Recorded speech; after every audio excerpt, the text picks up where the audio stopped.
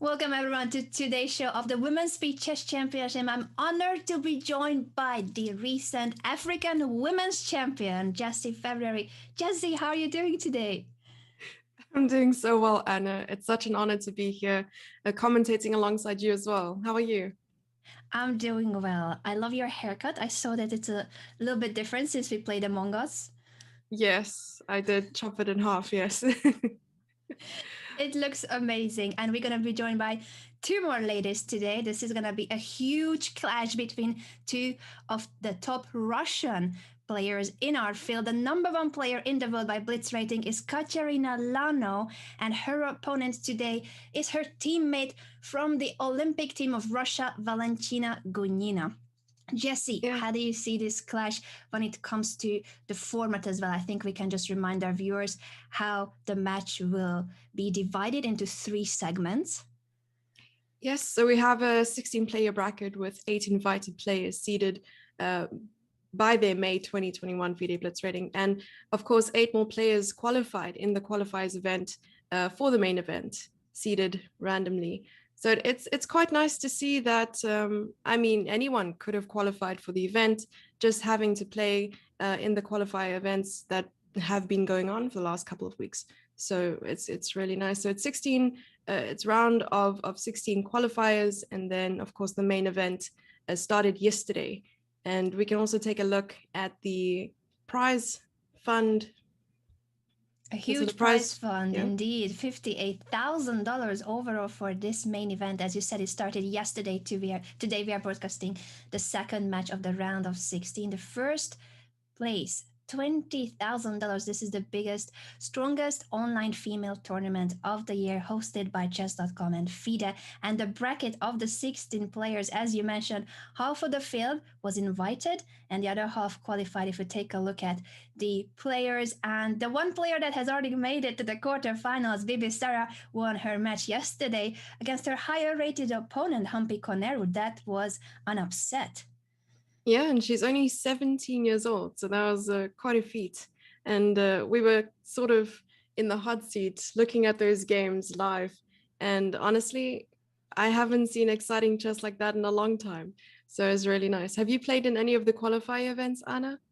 I have not played any of the qualifiers. I feel like I'm too retired to compete, but I did host some of the qualifiers. And I know many of these ladies either because I played against them. I played against both Katerina and Valentina. So today's clash will feature two of my earlier opponents when I still played on the Olympic team.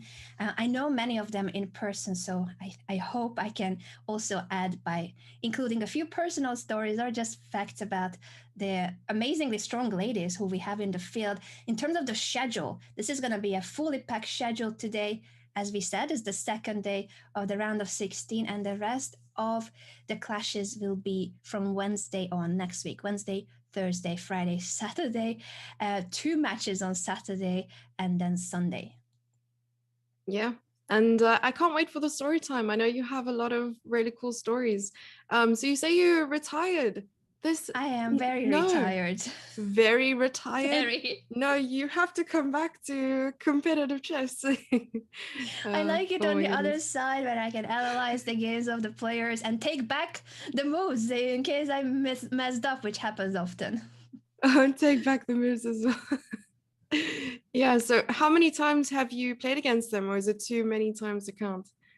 Not too many. I think against Katerina, it's only one game I played, and it was a draw at the European Team Championship. And Valentina, I think I have a plus score against her because we played against each other when we were still under 18. I think maybe I was 16 and she's 2 years younger than me. And I drew some of the games and won also against her. So for some very strange reason, even though they have always been stronger and higher rated than me, I have good results against these two ladies. I'm always motivated to play against a very strong and higher rated opponent. No, that's really cool. Honestly, I've only played against one of them, Katerina Lagno, in the 2018 Women's World Championship, and I lost both of my games in that knockout event. I mean, naturally, I think my rating is about 1800 and hers is 2500. So it was really a really nice experience. And yeah, I'm holding on to that memory forever. You should, because Katerina that year too, I believe, won the Women's World Blitz Championship. She's a Yes. three-time Blitz Women's World Champion. I I definitely will be talking about their earlier clashes too. The two ladies have played against each other many times. But before we do so, let's take a quick break.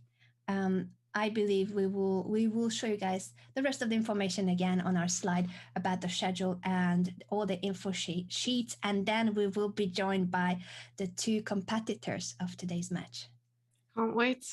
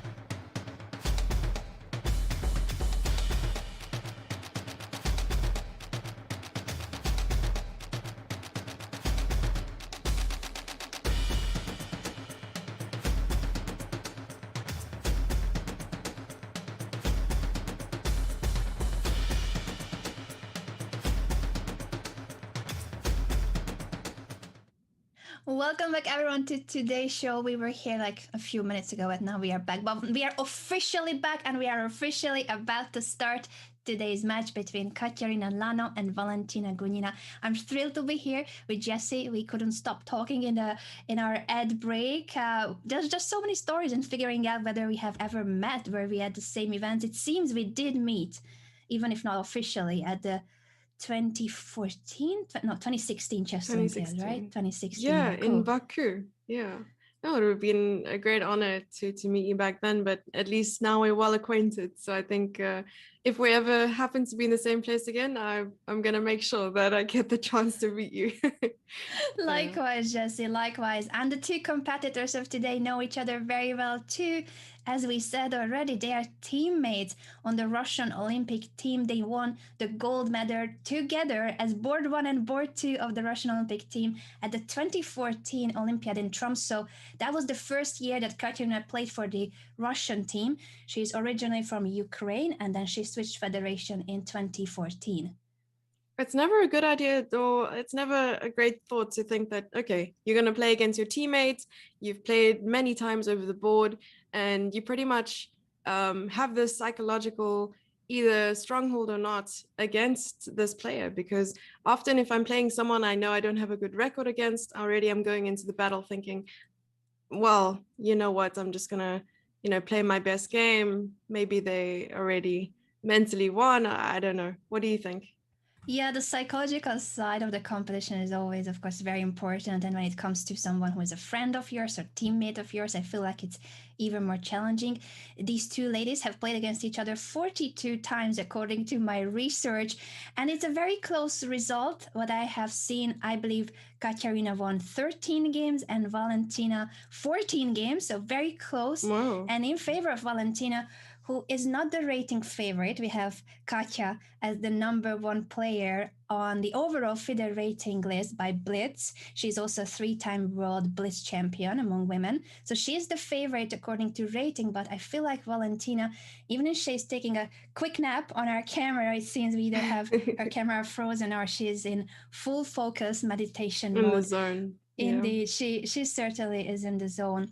But I think that this match will be the closest, in my opinion, after of the round of 16 matches we have in the Women's Speeches Championship. And I wouldn't be surprised if Valentina manages to upset Katja, even if Katja is the favorite. Yeah, and you can see both players are looking really serious and ready for the battle.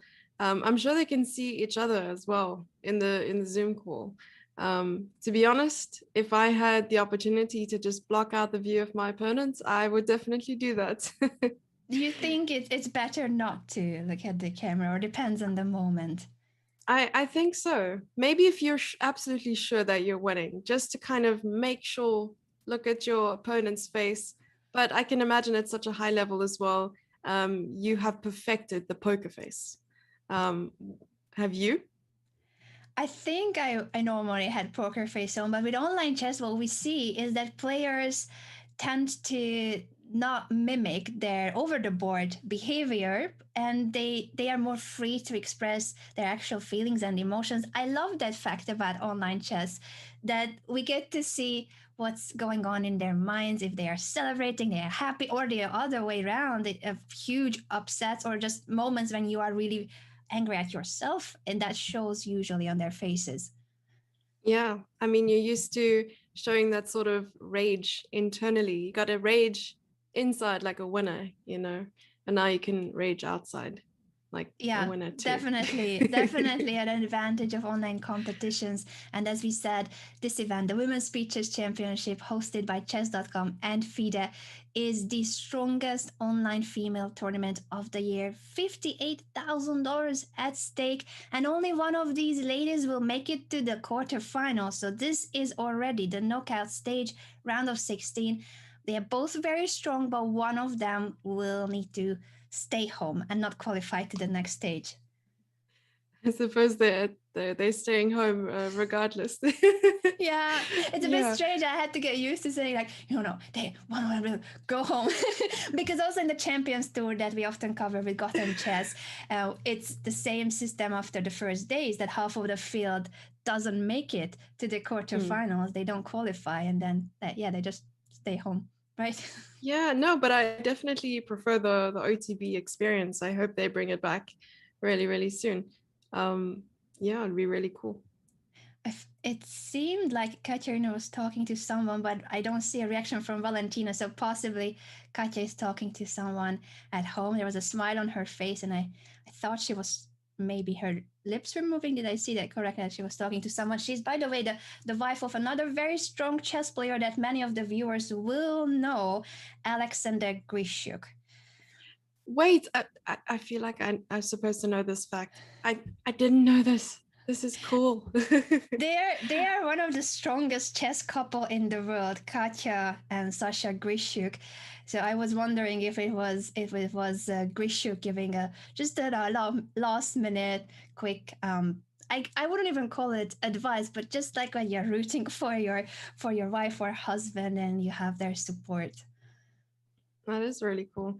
So the format of the tournament, if we can take a look at that real quick, I don't think we mentioned the time control. So we have 75 minutes of 5+1.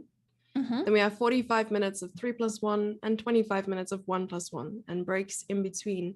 So the time control, I mean, it does get a little bit more exciting as the time goes on. I can imagine how pieces are flying at 1+1. Indeed. So we have three different time controls. The first two are Blitz, and the last one is Bullet. The first Blitz game has already started with Katerina having the white pieces, and it was a Caro-Kann, which is not surprising. Valentina has been playing the Caro-Kann defense very religiously from an early age. Even the games I played against her were mainly in the Caro-Kann defense. Yeah, so we can take a look from the beginning. I think I missed the beginning of the game as well, even though it's right in front of me. Yes, it was the two knights variation of the Caro-Kann, not the main line, but it's also quite a popular line with the trade on e4, bringing out the white queen early, but it's standing quite solidly on the f4 square. Not the most common setup when you see that the c1 bishop is still undeveloped and cannot go any further than the e3 square because of the queen. But now queen d6 offering a queen trade. And asking Katya whether it's going to be an endgame. I like queen h4 because once the queen is there, there can be in the future ideas of a kingside attack, bishop to f4, knight to g5, and try to get rid of the f6 defending piece, the knight.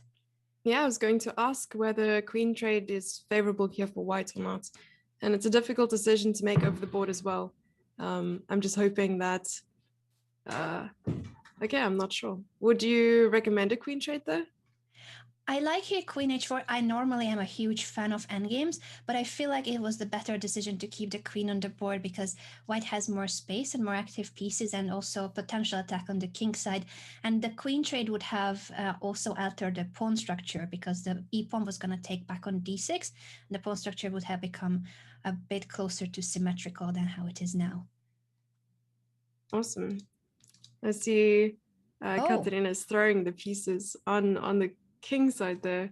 yeah, and even though earlier the queen trade was avoided, now she goes for it. She lets the pawn on d4 to be taken so that she can capture the bishop on e6 and the pawn, the f pawn is gone.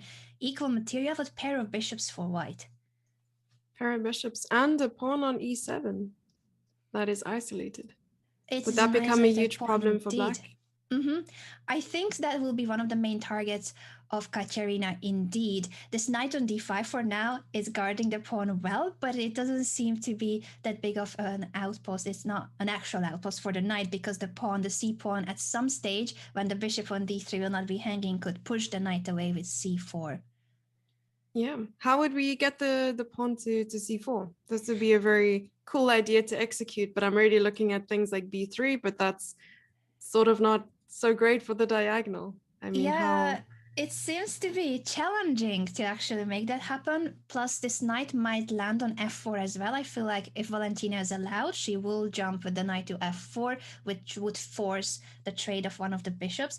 It might be the case that white should push g3 just to guard the f4 square, and it's going to be one of these slow positions where the c1 bishop doesn't even have that big of an opportunity to be developed at the moment. Oh, she plays rook e1. e1?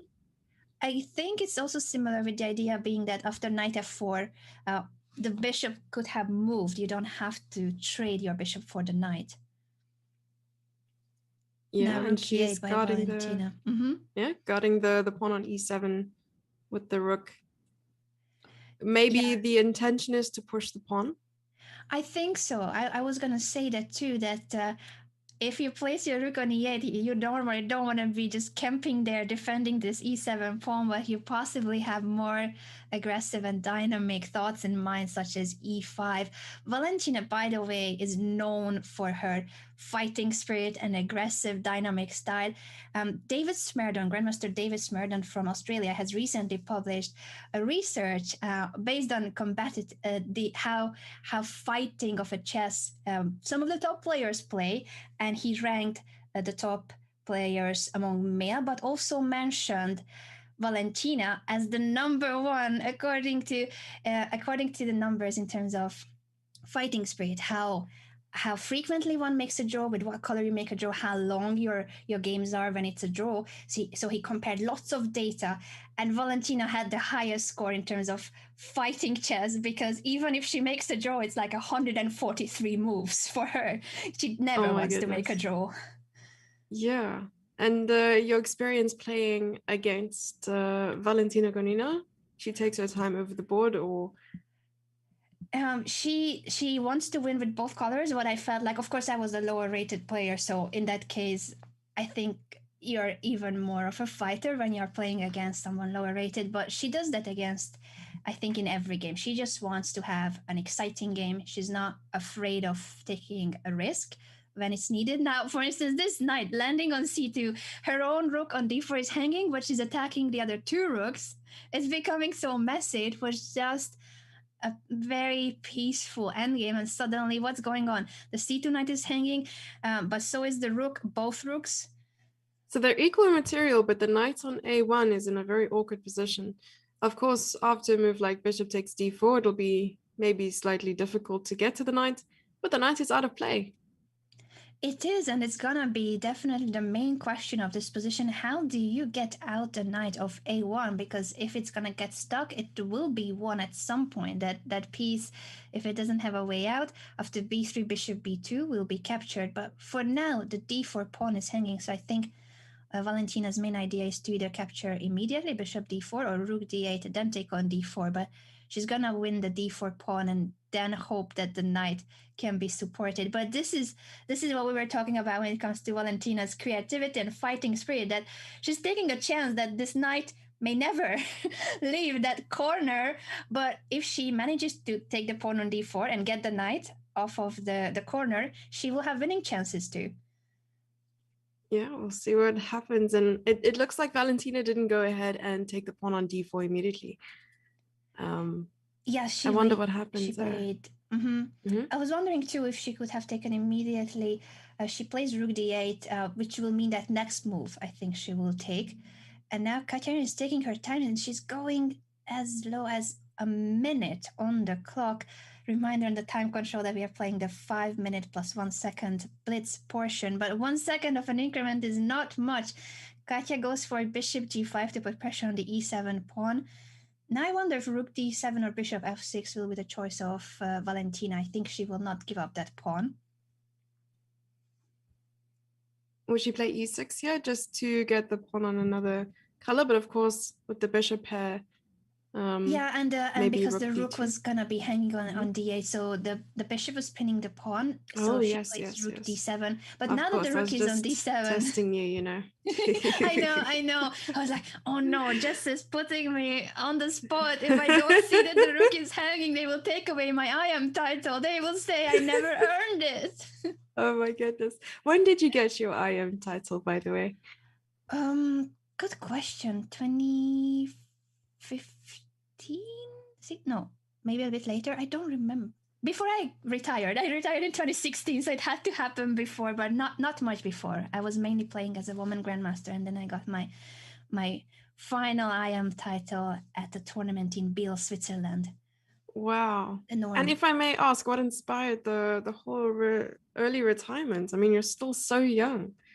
I was combining working as a broadcaster at chess events and competing on the Olympic team. And for a few years, I thought I can do both.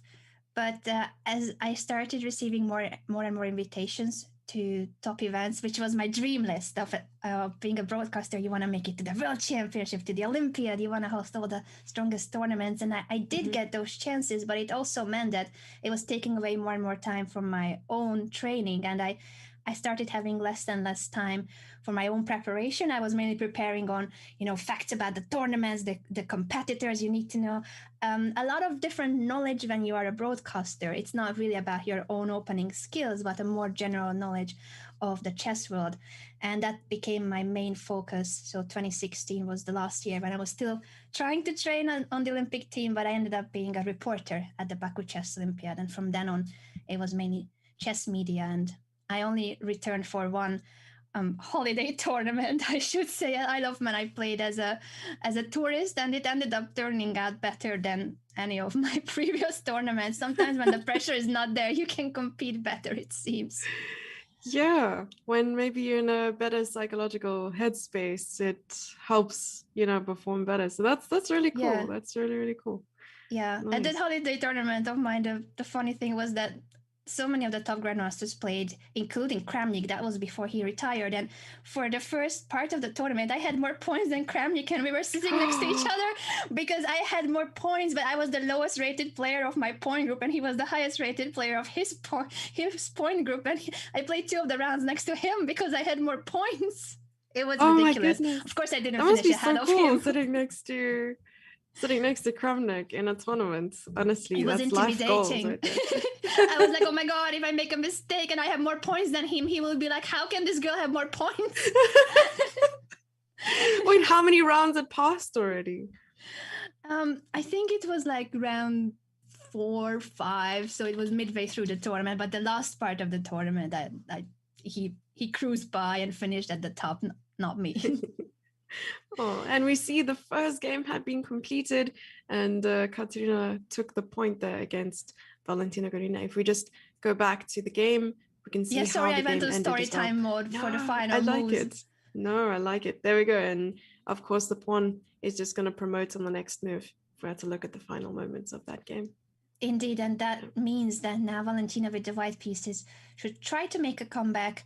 She goes for her traditional opening choice. She always pushes the d pawn first, then plays some of the main lines of the queen's pawn openings. And Valentina, sorry, not Valentina, but Katya chooses the king's Indian, which is an opening that I love to see. It always reaches very exciting middle game positions, but it's not that common on top level chess because it also is risky. Is it normal to see the knight on e5 in the king's Indian defense? I think in this line, yes, since Valentina went for pushing d5 so quickly. I wonder if they are still in a line that they are aware of. It might already be a bit of the usual theoretical path. At the same time, I like black structure because once you have this e5 square for your knight, and even if the knights are traded, you have the other knight replacing the knight on e5. The only question always is, of course, if after the trade f4, can white chase you away, and will you have where to go with the knight, or will get trapped in the middle of the board? Very true. That's exactly my next question. It would have been, of course, after taking on e5. I'm sure f4 is the idea now.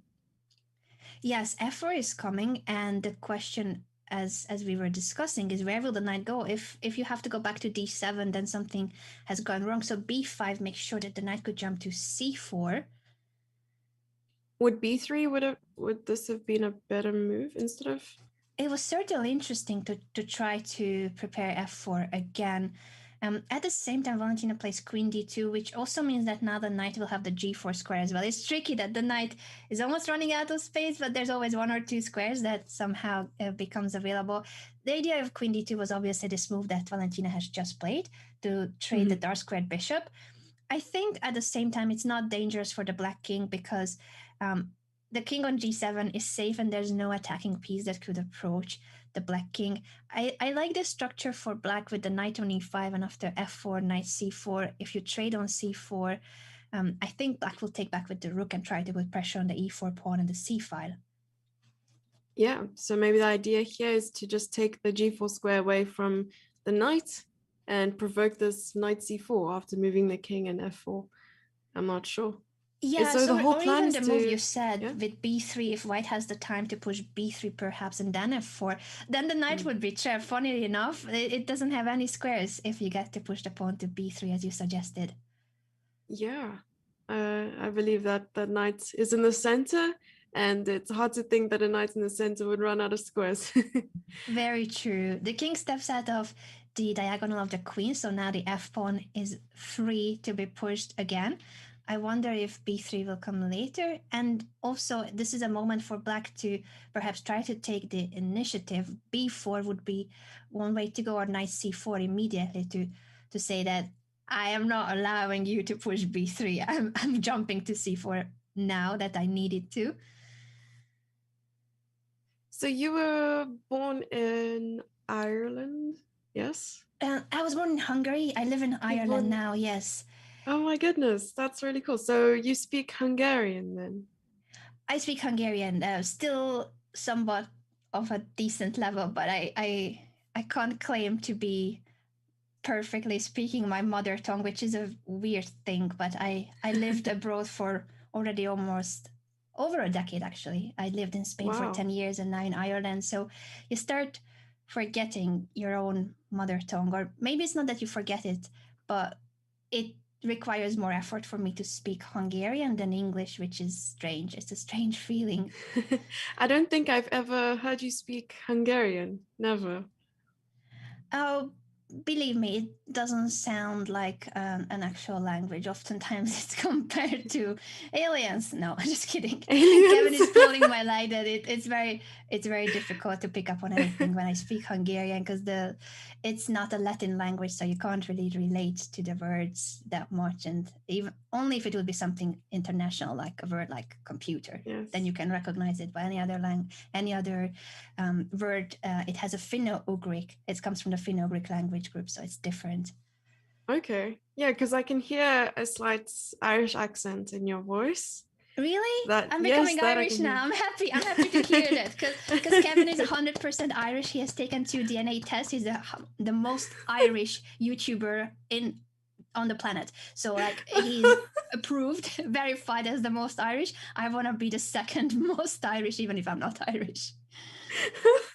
Yes, I can hear some of the words you say. It's in a very Really? Irish accent. Oh, Yes, I can hear that. I'm happy to hear that. Even if I'm not trying to pick up, but I guess once you live abroad, you start mimicking the local dialect. Yeah. So How about you? You live in South Africa. Yes, I've lived in South Africa all my life. Oh, Yes. I have never been to South Africa. I would love to go. I was wondering which part of South Africa because I knew the country, but I didn't know which town. Yeah, so I live in Port Elizabeth, which is on the coast. So probably directly down, right at the bottom. I see. Yes. Yeah. It must It's be such not a one pretty of the big. place. It is pretty, but it's not as big as our largest cities, so Cape Town and Johannesburg. Yeah. I see. I see. I hope to make it one day to South Africa. Yes, you must come. We'll show you around. Thank you. Thank you. Yes, of I hope that course. when the world goes back to normal, they have made a couple of moves here I in this have. position since we started discussing languages and countries. I wonder if this queen on e3, yeah, it's a very active piece for black, and it's either going to be very strong on e3 and now f4, or it will be chased back to some strange square like h6. I like that after queen c1, this is the end of the story of whether the queen will be chased because they have traded queens, and now Valentina offers a rook trade too. Mhm. I would be a little bit scared here as white because I think this minor piece endgame after the rook trade. Oh, actually, Katya keeps the rook on the board, but I was just gonna say that because there are pawns on both flanks, usually the bishop is a better piece in this clash between the bishop and the knight because the bishop is a long range piece and can be attacking and defending on both flanks, while the knight will have to make a long journey to go back and forth between the flanks.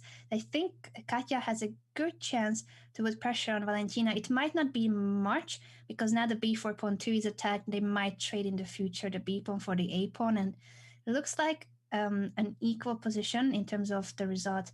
Perhaps draw is the most likely, but it's Katya who has had some initiative and she's leading in the match. So I think psychologically that's a good feeling.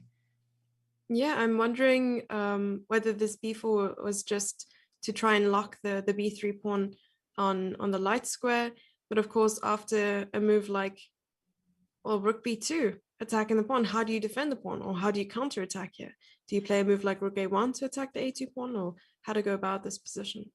Yeah, it's a good question. Rook a1 would be one of the ways to trade it for the a2 pawn, or rook d3 to attack the f3 pawn. She plays bishop b5 to put pressure on the knight, but now the question is still the same about the pawn. After knight f4, rook takes b4 is a threat. And she does what you have suggested, Jessie. She's listening to us, apparently. She's No, hopefully listening.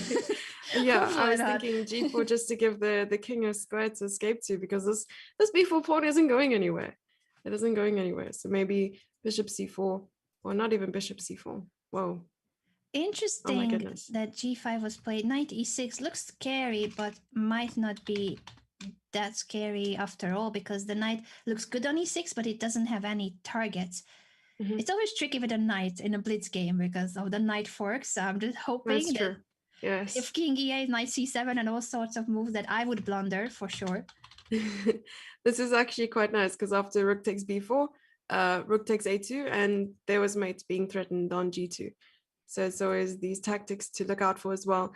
But I suppose with the knight in an endgame, you want to make sure that all your, all the pawns are sort of on one side of the board, so the knight doesn't have to go from one end to the other trying to defend. So maybe Indeed. it's not so bad to have a knight in a position like this. Yeah, you're completely right. Now, after the trade of the b pawn for the a pawn, so it's in white's hands when to take, and it's beautiful the checkmate pattern you pointed out. So it seems that for now, white is keeping the rook on b2 because the black rook would be too dangerous on the second rank. Even if it's not checkmate, rook g2 check will mean that the king has to step into a discover check. So that's the one thing that's stopping white from trading to what you mentioned. If we only have pawns on one side of the board, then that would be better for the knight. Um, at the same time, this pawn structure is so funny that all the white pawns are on light squares, and this is a light squared bishop. So Valentina has to be very careful to make sure that the f3 pawn doesn't fall. That would mean that the rest of the pawn chain would fall too.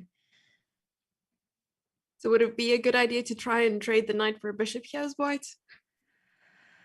Oh, I think so, but I'm afraid we're going to see mate after knight c6. Oh Katerina no. has blundered this checkmate, and game 3 is starting immediately. But I think we should show it happened so quickly. Yes, The end it of the did. previous game. Suddenly it was mate in 2 on the board. Valentina ties the score. I guess after rook to b8, it's already very tough for black. Maybe she can try to bring the rook back to c8, but after rook c1, yeah, maybe rook c1 and then knight e6, you have rook c8. But it looks very suspicious already, the position, so it must have gone wrong earlier. This knight d8, rook b8 was extremely strong, and white has decisive advantage from that moment on. Very, very nice. A nice spot as well, because honestly, after king f8, you wouldn't think that mate is on the board there, but it's really well played there. Yeah, both of them had checkmate patterns in an endgame, so it's very instructive for us to be able to witness this. And that's 1-1 for the match. Game 3 is on with Katya having the white pieces again.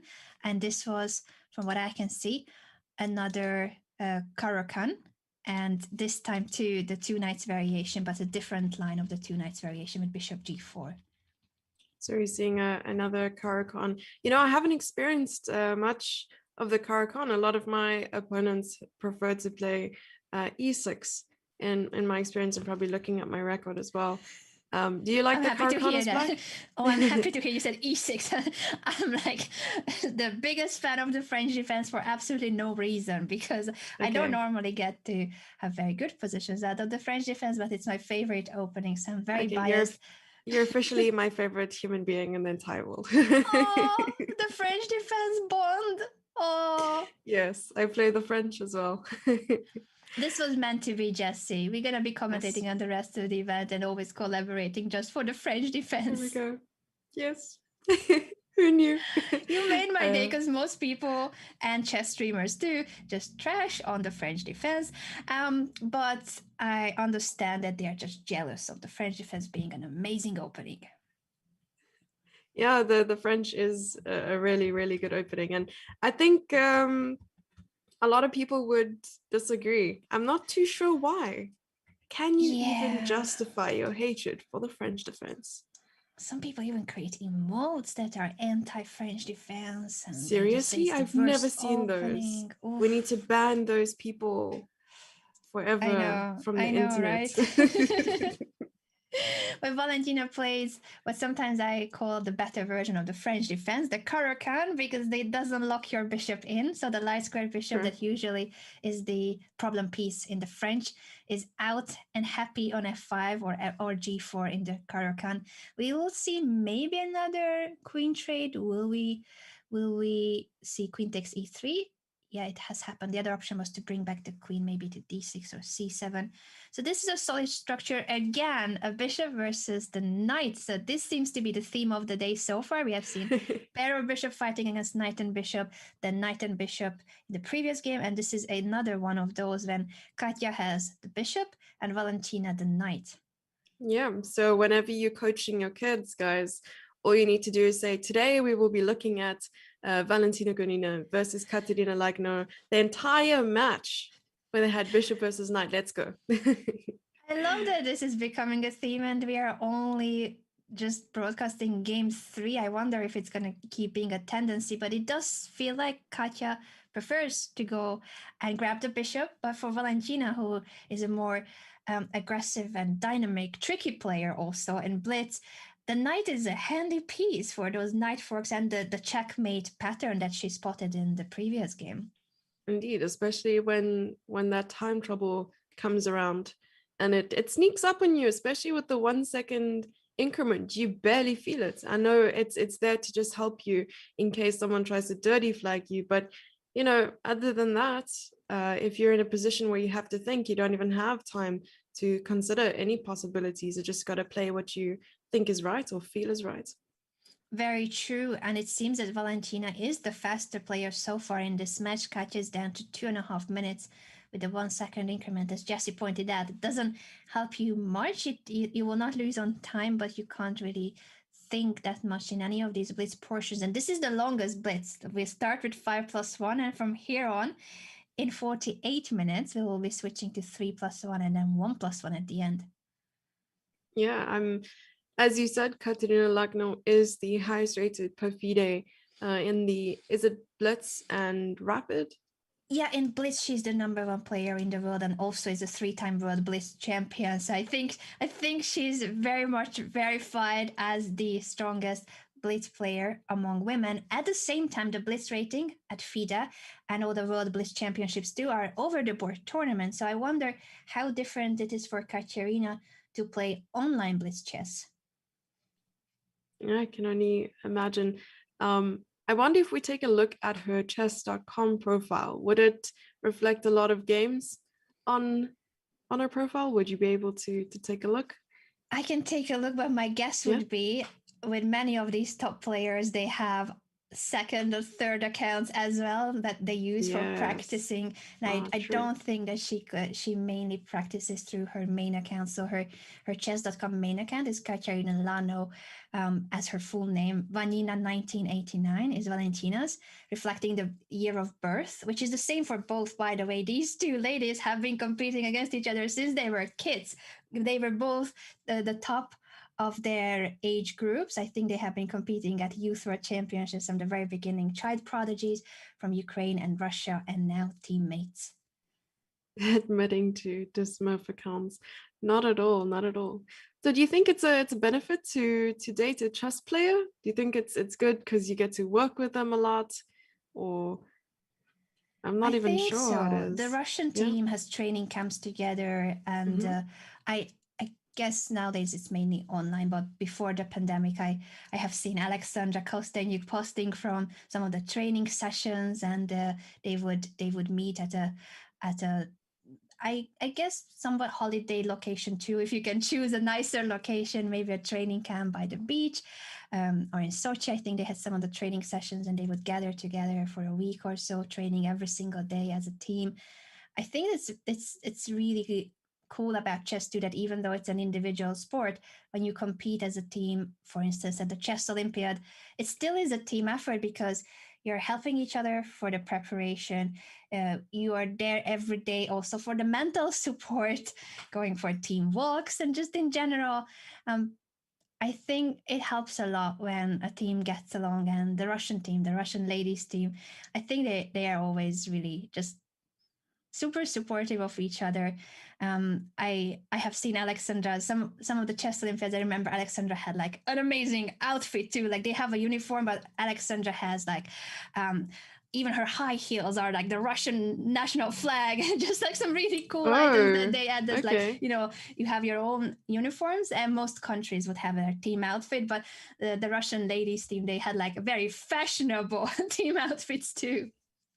Okay, that's really cool. I didn't know those all uniform, because I remember they have suits, right? A lot of them just wear Yeah. suits and look really, really fancy at Olympiad. So that's really, really cool. Yeah. Yeah, the team uniforms, I think, are a cool feature of those events. It makes it even more of a team sport. It's no longer a team sport here, and they fight against each other in the knockout stage of the Women's Speeches Championship. And this Mm. position, I feel like, again, the knight has somehow swindled their way through. It has just somehow managed to get into White's camp, and is now a very annoying piece because one of the pawns have dropped because of these knight jumps. And now with an extra pawn for Valentina, this g5 pass pawn, I think she has very good chances of converting this into a full point. Yeah, I was worried about the knight. When the knight was on b2 and the bishop went to a6, I was like, is the knight going to run out of squares? Completely forgetting that there's a passed pawn on g5. So I'm sure we're going to have some problems here for Katerina, but we're seeing a lot of positive results with the black pieces so far. Valentina gained a point in the first round with black pieces, and then Katerina with black pieces as well, I believe. Yeah, was the order the other way around, or Is it the I'm other way around? I'm confused. Katerina won the first game. I thought Yes, she won yes. with the Okay, white no. pieces, Once but again, they it's they it's had so chances important back to and test, forth. you know. Thank you, Yeah, Jesse. so I was no, like, oh my, yesterday I don't we saw remember. some no, we had some great results with the black pieces. So yes, well, that's good, a good correction over there. So it's been a positive results with white pieces so far. It has been, but this could have been the turning point where they start winning with the black pieces too. I think Valentina is also spending more time here because there could be a repetition, a threefold repetition. This knight has been coming back and forth, and now, so it was on c3 and then went back to d1, and she shouldn't repeat too many times the same locations for the knight if she doesn't want to make a draw. But does she have a way Very out? Now true. the knight would have to go back to b2 and will be attacked again. Yes, well, 4 seconds is not a lot of time to make these sort of decisions. I mean, Valentina had about 3 minutes on the clock versus Katerina's less than 10 seconds. And now she's trying to just make sure she doesn't time out, I suppose. Yeah, the evaluation bar is already showing 000. Even though black is up a pawn, it must be again Mhm. the case that this knight will be constantly chased and we will end up in a 3-4 repetition. Maybe she's considering to sacrifice a pawn with b5 to stop the symmetrical, well, symmetrical not, but the repetition of the position. No, she goes back to d1. Will she try to go toward f2 now? But there's no way out because the bishop is guarding the g4 and h3 squares. If knight Yeah, f2, king e3. king e3. Ah, and the bishop is covering all those squares on the king side as well. Yeah, so you will end up in a position where you have to repeat moves. This will be a bit of a disappointing result for Valentina from having that pawn up endgame, but the final position was only a draw. There was no way out for the knight. Good result for Katya with the low time, only 4 seconds to save it. Yes, just moving the king, trying to chase the knight and gain that 1 second on the clock. And what's really King's important as well. Indian. Yeah. Sorry, Jesse, Another yeah, King's continue Indian. to. Go ahead. Yeah. I was just happy that we have a theme for the minor pieces, bishop versus knight, but also opening wise, they stick to the character, they stick to the King's Indian. Different lines, we don't see the exact same position, but they are repeating the opening choice. Will we see now f5, attempting f4, so the pawn has to be traded on f5, or b6? Makes sense too. Yeah, I remember in the previous King's Indian game, there was a knight on e5. Now f5, so I think white has to take before f4 would have been pushed, and this gives the e4 square to the white knight.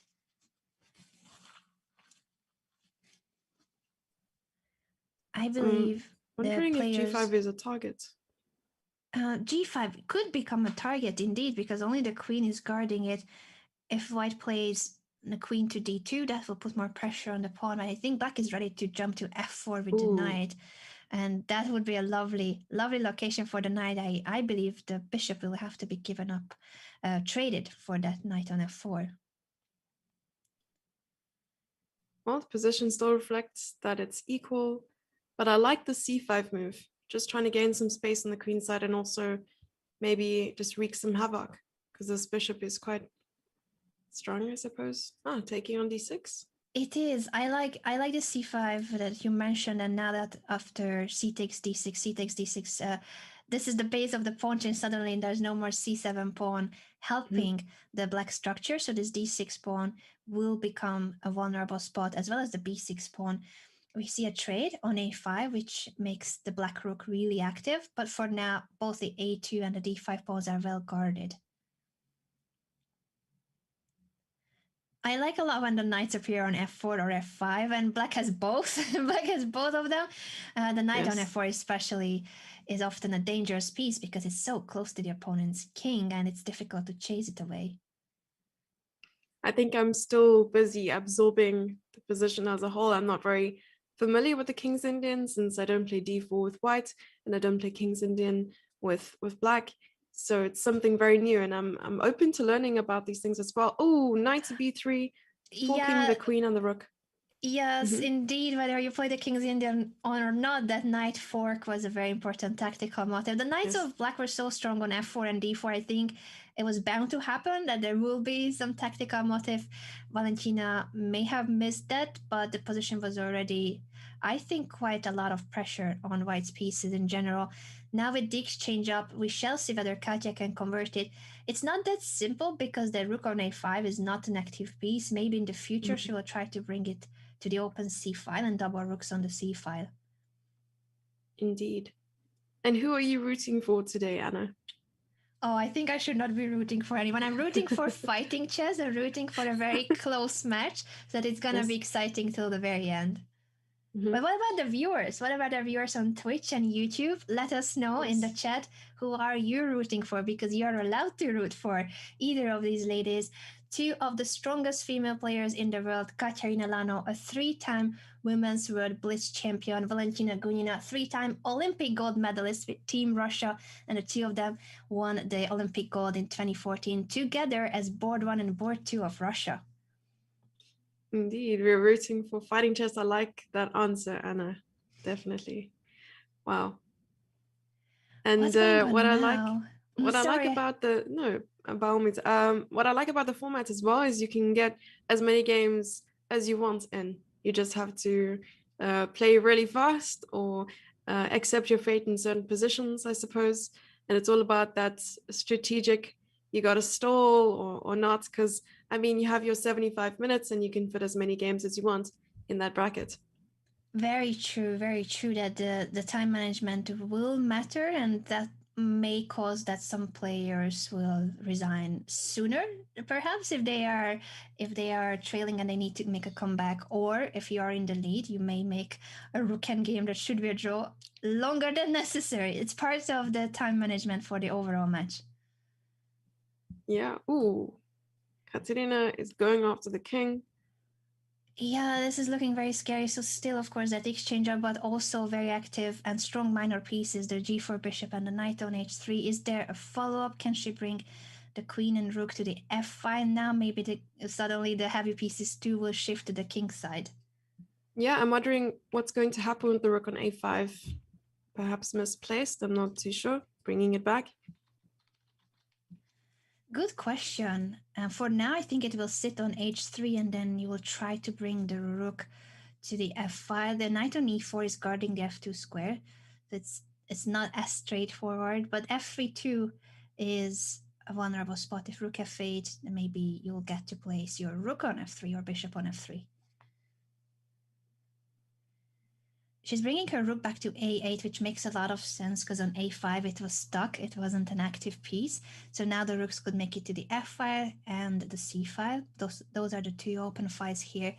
So far it's this knight on e4 that has been holding Valentina's position together, but it's very difficult to keep making moves because so far, even if you have everything guarded, there is no counterattack that white can go for. You cannot attack the black king and the pawns that have been vulnerable, like the d6 pawn. There's just very little chance that you can bring yet another piece to its attack. I think it will be about the defense of the white king, and slowly but surely more and more black pieces will get to that king side. Yeah, it's probably the least of Black's worries right now. Even giving up one of those pawns wouldn't be an entirely bad idea. I wonder if Black will give the exchange back here just to get an attack going. Very true. And now of the bishop c6, since you said that we could perhaps even give up the rook, I see that the computer really wanted to give up the rook and just play rook f8. Like, nah, I don't care about the hanging rook. I think Katja played the more human move. If a rook is hanging, you often move it, and then next move you could go rook f8. So I think this makes perfect sense. There was no rush bringing the rook to the f5. But it just goes to show how strong the attack on the king side is that black didn't even need to keep the material up. Probably giving up the rook here wouldn't entirely be a bad idea. Ooh, knight f4 is a nice move. Beautiful. So if it's taken, if g takes f4, black will take on f4 with the pawn that opens up the long diagonal. So both the queen on e3 and the rook on a1 are hanging. Nicely spotted by Katja. Yeah, just wanted to show, because even I didn't see this. It is a beautiful way of using that knight on h3. You were asking Jesse what will happen to that knight, and we got a question from Katja. We got the answer, sorry, to the question. Yes. Oh, this should be getting closer and closer to a very tough spot for Valentina. The trade on e4, I guess, will mean that if queen takes e4, then the rook can make it to f2, and if the queen takes the knight on e2, then this very strong light squared bishop stays on the board. So in both cases, it's really difficult for Valentina to hold on. Wow. I think the most difficult position to win is a one position. For me, whenever I get into a winning position, it's very difficult to convert sometimes because it's complicated still, regardless. Very true. But luckily for Katja, she has started speeding up in the match. Earlier, her time management was slower than Valentina's, but in this game, at least she also has the time advantage on her side, 2.5 minutes. It seems that the evaluation board doesn't agree fully with the conversion, but it was just a moment. It was just a split second. I love how after e4, the dark square bishop 2 is a very powerful piece, and this is game over. Bishop takes g3 would have been checkmate, so bishop e1 as a defense is being played, but it's really rough. h4 to continue with that idea, threatening checkmate. Pawn or bishop checkmate on g3. This minor piece checkmate is one for the books. It certainly is, and it's only minor pieces that are guarding the other squares too. It was the full army of minor pieces that managed to take down the king. And I'm wondering what happens now. Because the king has h8. But yes, Valentina, I think, ran out of time, but the king situation too was already decisive advantage, checkmate pattern for Katja. So Katja takes the lead again, and they will have a quick break before we continue with the remaining half an hour of the 5+1 portion. Jesse, your thoughts so far on the match? It's definitely not disappointing. I mean, this is exciting chess. I love it. Even that draw, it didn't look like a draw. I mean, bishop versus knight endgame. I'm really loving the chess so far. What about you? Likewise, this is what I expected. I think the rest of the match will too be very close with many decisive results. So we shall see whether Valentina can make a comeback. Katerina is leading with a point, but there's so much more to come. Don't go anywhere. We'll be back in a few minutes with the rest of the match of today. Indeed.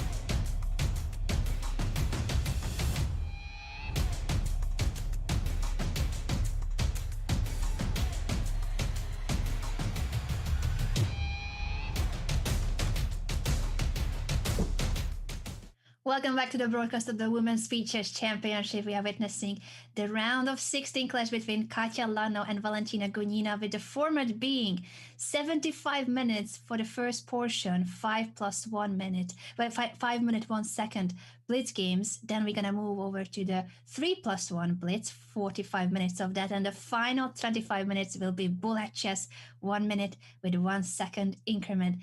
Jessie, your thoughts again on what we have seen so far. The ladies are back too from a short break. And actually, I think we already have started. No, this was their aborted game. I thought, wow, they are ahead of us. They started the next game I also already. thought so. I had the same reaction as you, don't you worry. Now I'm really excited to see what happens in the remainder of the 30 minutes of the Blitz 5 plus 1 portion.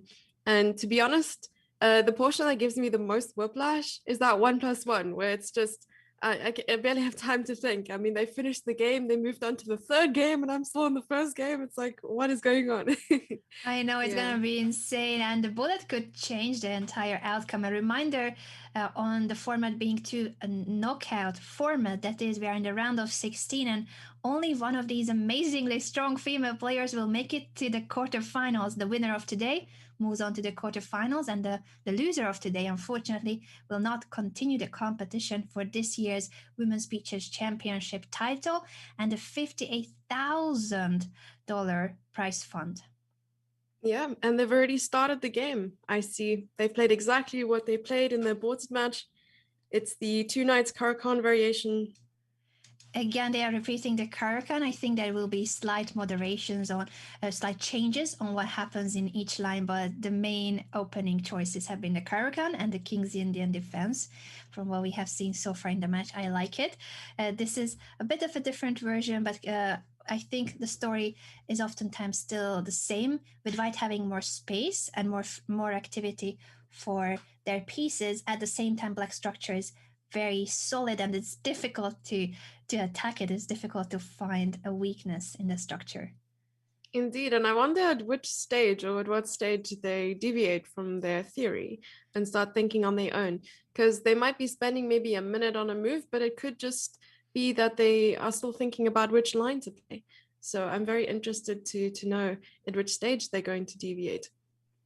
I feel like in most of the games we have seen the first couple of moves obviously blitzed out because of theory. And from a stage like this, I feel like they know obviously the structure, they know the plans, they know the piece setup, but it already becomes a more of an individual game and not just recalling theory. I like that this queen of 6, queen h4 idea has been played by Valentina, showing again that she's an aggressive attacking player, and she's going for it. She wants that h2 spot to be weak, maybe in the future chase away the e5 knight and target the white king. Indeed. So after f6, I suppose knight f3 is the only move, and the queen can no longer go back to f6, so it might just be stuck here on the king side. So knight f3, and probably queen h5. Has to go back to f3 to guard the h2 square, and queen h5 I like, because now next move could be bishop g4 to continue with the pressure on the king and attack the defending piece, the f3 knight. So suddenly black has taken the initiative. It comes with a price, because when you push f6 it weakens the e6 pawn forever. That is the vulnerable spot in black's camp, but the initiative that black has gotten on this attack is promising, with bishop g4 being a big threat. I'm wondering if Katja needs to push h3 to prevent it. Yeah, and I'm wondering what happens after h3. Knight f4 is a possibility. Maybe, bishop d3 was played. I would not have expected that. Because bishop g4, bishop e4, and f5. I don't know. Interesting that bishop d3, provoking black to play bishop g4, but apparently bishop g4 wasn't good because of h3, and then after bishop f3, queen takes e6. Intermediate move. It was a very complex tactical pattern that Katja has spotted if she was inviting Valentina to play bishop g4. Instead, we have rook a e8, so in case of bishop takes f5, black can take back on f5, with the pawn opening up the e5, and all the black pieces will be active and attacking. I think that trade should not happen on f5. It doesn't look good for white at all to take. Wow. So I'm thinking after h3, just prophylactically, of course, waiting. I'm not sure. Bishop c7 what the idea here is for black. Because of course I would prefer black's position here. Of course, there's a knight in the center, the queen is out here, but how to It go ahead? looks very nice Mm-hmm. indeed, just as you said, but not easy to make further progress. The most aggressive way of continuing would be at some point to push g5, g4, but those are the kind of moves I'm always a bit worried about having to play it, because it's either working and you win with a beautiful attack, or you will be regretting forever that you have touched that pawn. So these are the two possible outcomes of pushing g5, g4, and I wonder if we will see that pawn being advanced or not. Bishop c7 for now is a waiting move. Bishop d2. I was thinking bishop to f4. Is that a good move? Bishop to f4 instead of bishop c7 for black, you mean? It could have been the case because you want to get your knight to f4. I like that idea. Maybe Valentina just didn't want to play bishop f4 because then if the knight is attacked, she will have to take on c1, an undeveloped bishop. But I like the concept that you want to try to get the f4 square for the knight and not just jump to f4 with the knight now, and that would lead to the trade of the knight. Bishop takes f4. e5, opening up the center. Valentina is saying this is the moment. I like it. I like it too. Maybe that's why she moved the bishop away too. She felt like this was a way to prepare it. At the same time, everything is opening up, and after bishop d2, finally white's rooks are also connected. So it is looking like a promising position for black, at the same time so solid for white. I said it was solid, but after knight g5, apparently what are we missing? Black is winning. That's what the evaluation bar is there's yelling. knight f4. There's knight f4, right? Maybe knight f4 because you're attacking the queen. Maybe this is just the move that Valentina played e4, because again we have this theme of a trapped minor piece that looks like it's an attacking well-placed piece on g5, but it has nowhere to go. h6 is the threat, and that knight has no return squares. What happens after knight takes e4? If knight takes e4, I think it was going to be the case that you can take on e4, because if you sacrifice the rook, then the queen is deflected from the defense of the f2 square, and after queen takes f2, king h1 and queen g3. I think that rook sacrifice was leading to a checkmate on the dark square. It was a beautiful tactical pattern. And that means that white had to try to either push the h-pawn or c4 to chase the black knight away, but this g5 knight is struggling and is about to be trapped with h6. Oh no. So probably h4 is the only move here? Because h4, knight h3 is possible. I think so. I think that will possibly be the case, but it shows that there's something very wrong with the position when you have to play h4, knight h3. Yes, indeed. No, we're just defending the knight, and we're consolidating the control of the g5 square. I know. Yeah, typical maneuver in the Karakan. g4. Wow. Katya says, if I'm already in a bad position, I may as well attack. Good thinking, because the position is bad for white, but maybe she will have more fighting chances after this pawn push. Indeed, I wonder where the queen's going to go. Queen d7? Queen d7? Yeah, or queen e5 with the threat of queen h2. But I think Katya's idea, if queen e5, she will push the f-pawn and rather sacrifice a pawn but get to trade the queens. If e takes f3, en passant, you trade on e5 at least. Let's see if that's what she planned. Yeah, this is happening, so it's gonna be a pawn up. Oh, intermediate move, f2 check by Valentina, not taking the queen. So if the king takes on f2, I think she will still not take the queen, but play knight takes g4. And it's on the board. Wow. This is the attacking chess you said we're going to see. Indeed. I like it. Yeah. I'm loving this too. Katya is leading the match with a point, but I think this is the game where Valentina again ties the score with this intermediate check f2 and then knight takes g4, beautifully converted to what is now a pawn up. It has been basically a transition to a pawn up endgame, but black's pieces are still extremely active, and this white king is nowhere near safe. Probably rook f5 here. I like rook f5. Certainly, Yeah. the rook will need to go somewhere on the f5, rook f5 or rook f6. Valentina is always saying, no, you know what? I have a hanging piece. Doesn't mean I need to move it. I can attack something else. Everything is Oh my hanging. goodness. Yeah, Everything was hanging. this is goals right here. It is. I wish I could have the same way of thinking of Valentina. It's like never moving the hanging piece because I can attack too instead. Why would I move it? Why think of defense Yes. when we can go for the attack? Honestly, the counterattack, I think I can learn something here. I can learn a lot of things actually from Yeah. these players. Yeah. We can learn a lot from both of them. Katerina too has been so resourceful because the moment when she pushes g4, she knows that she's in a very difficult situation and she rather chooses to defend the pawn down endgame than to have her king in a checkmate pattern. And another pawn falls. And now Yeah, Valentina has two pawns. passed pawns over here. This is going to be very tough. At the same time, it's blitz chess and mistakes can happen. We haven't seen mouse slips in this match so far. I think there will be a few maybe, but both of these ladies have been very accurate with their mouse clicking too. Very true. But yeah, Katerina has 16 seconds on the clock versus Valentina's 1 minute 10 seconds. A tough spot to be in, but the position two is really tough. So I think the least of her issues is now the time situation.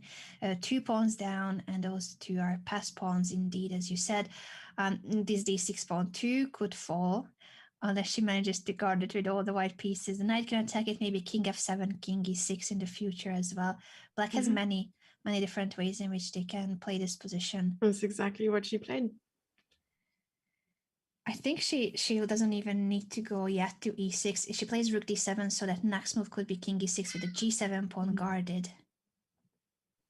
Very nice. For now, white is holding onto the pawn, but b6, threatening c5, will cut the bishop off of the d6 pawn. Yeah, the c5 move is quite nice.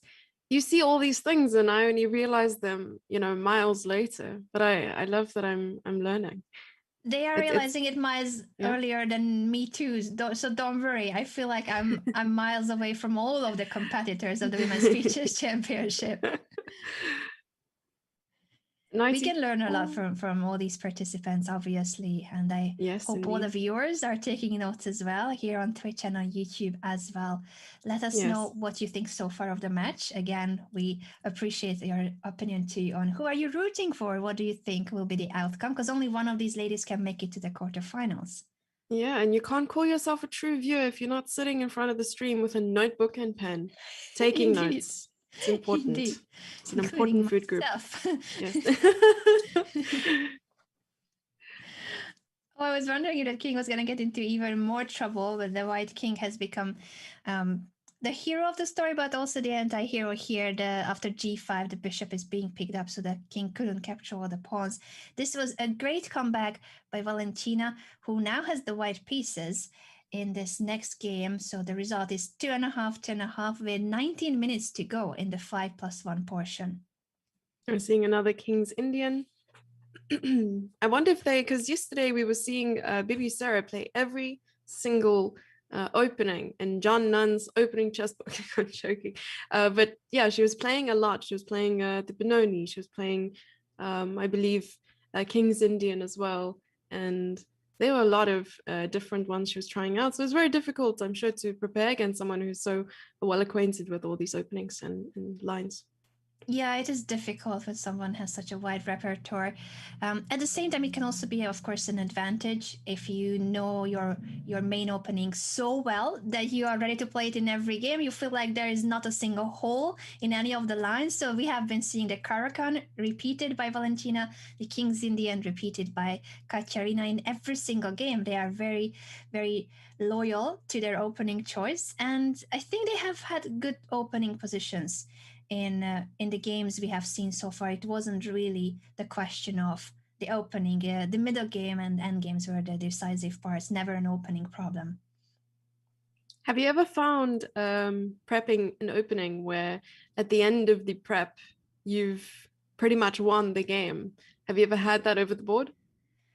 Very few times. I feel like nowadays everyone is so well prepared, even even players who would be maybe on paper lower rated than you and you are the favorite, even in those matchups, sometimes I feel like my opponent knows more than me about the opening easily, because I've never been a big theoretician. I like my main openings, but I don't study openings back and forth. I like the middle game and end games a lot more than the opening stage. So I think it's rare nowadays, but here and there, I guess in every opening there can be opening tricks, some trap that you can set up in the two knights variation, the Caracan that they are playing when it's Valentina with the black pieces. There's a main trap with the bishop attacking the knight on e4. If we have any downtime later, I can show it to the viewers too. But that's one of the few opening traps that I have played at an over the board classical tournament and against a club player with rating of 2,100 or so. So he shouldn't have fallen for that trap. Oh, so wait, you trapped the knights in the middle of the board, or? It's basically a trap because in the Caracan main line, you go and try attacking the knights in the center of the board from black's perspective, but against the two knights variation, you cannot do the exact same. So you only fall into this trap if you don't think outside the box and you just copy what you do against the main line, and then you get punished in the opening. Oh no. It happens. It happens. Okay. Yeah, remind me to never play Caracan.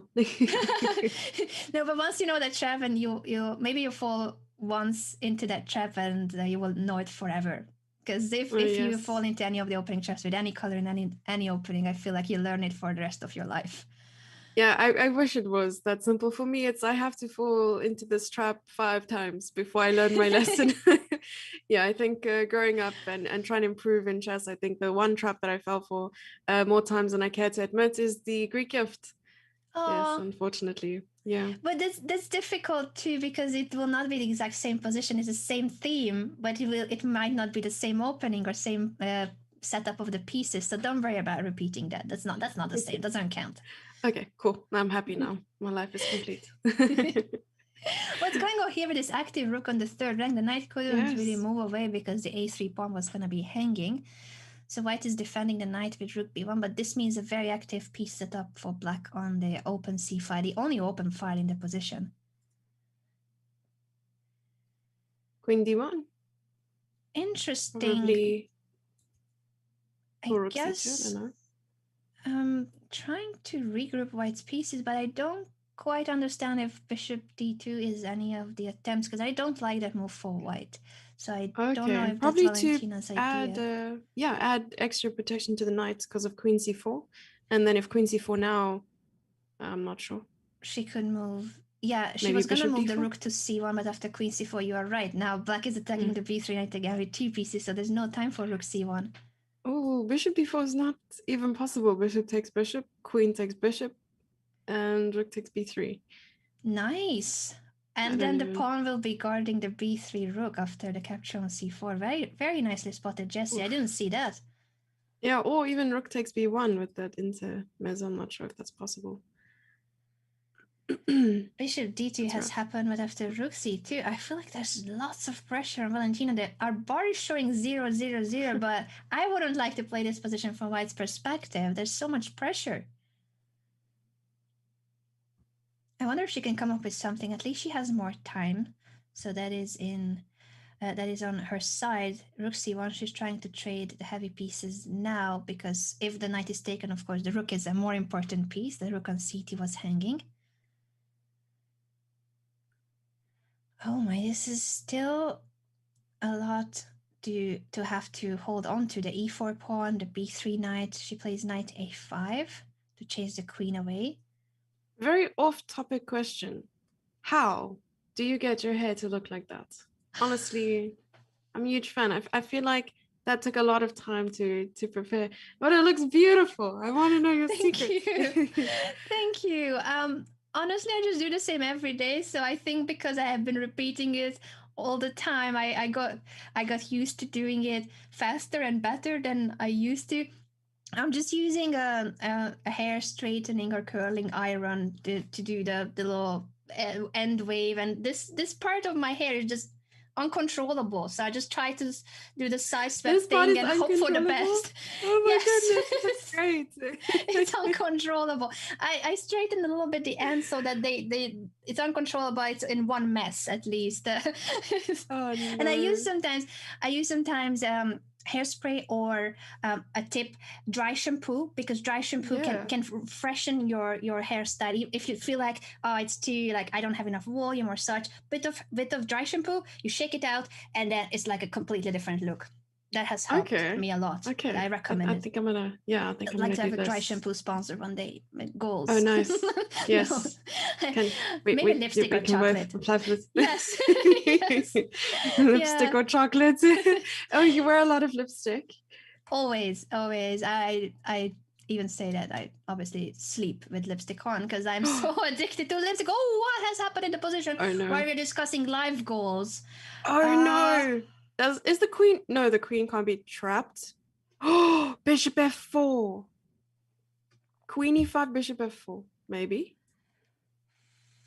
this is I Oh guess no. this was missed, that after queen e5 bishop f4 the queen is indeed trapped. It's one of those positions again where it looks like the black queen is really active, but it has nowhere to go. You can trap it in the middle of the board. Black was attacking the whole time and suddenly Mm. they're losing a queen. The Botas gambit has happened in this game. Oh. Oh my, Valentina taking a huge chance here. She was on the defensive for the majority of this game and now is going to win the queen and the game. I think she's going to take the lead in this game. Katerina ends up sacrificing the queen on e4 and then resigns because this is just hopeless, unfortunately, for her. Valentina in the lead. It was nasty indeed. But very well spotted. I mean, it's not easy to see such a nice tactic over there as well. Yeah, and having this much faith in the position because she had to be defending and defending constantly in a tough position, and then she spotted a chance for not only the defense but a turn of events. Well done by Valentina. And now Katerina is in a tougher spot psychologically too. When you're the one in control, you take the initiative, you are playing for a win, and suddenly it's not only you're not winning, you're losing your queen. That's a huge hit. Indeed, and we have 10 minutes on the clock left for the 5+1 portion. So this might be the last game.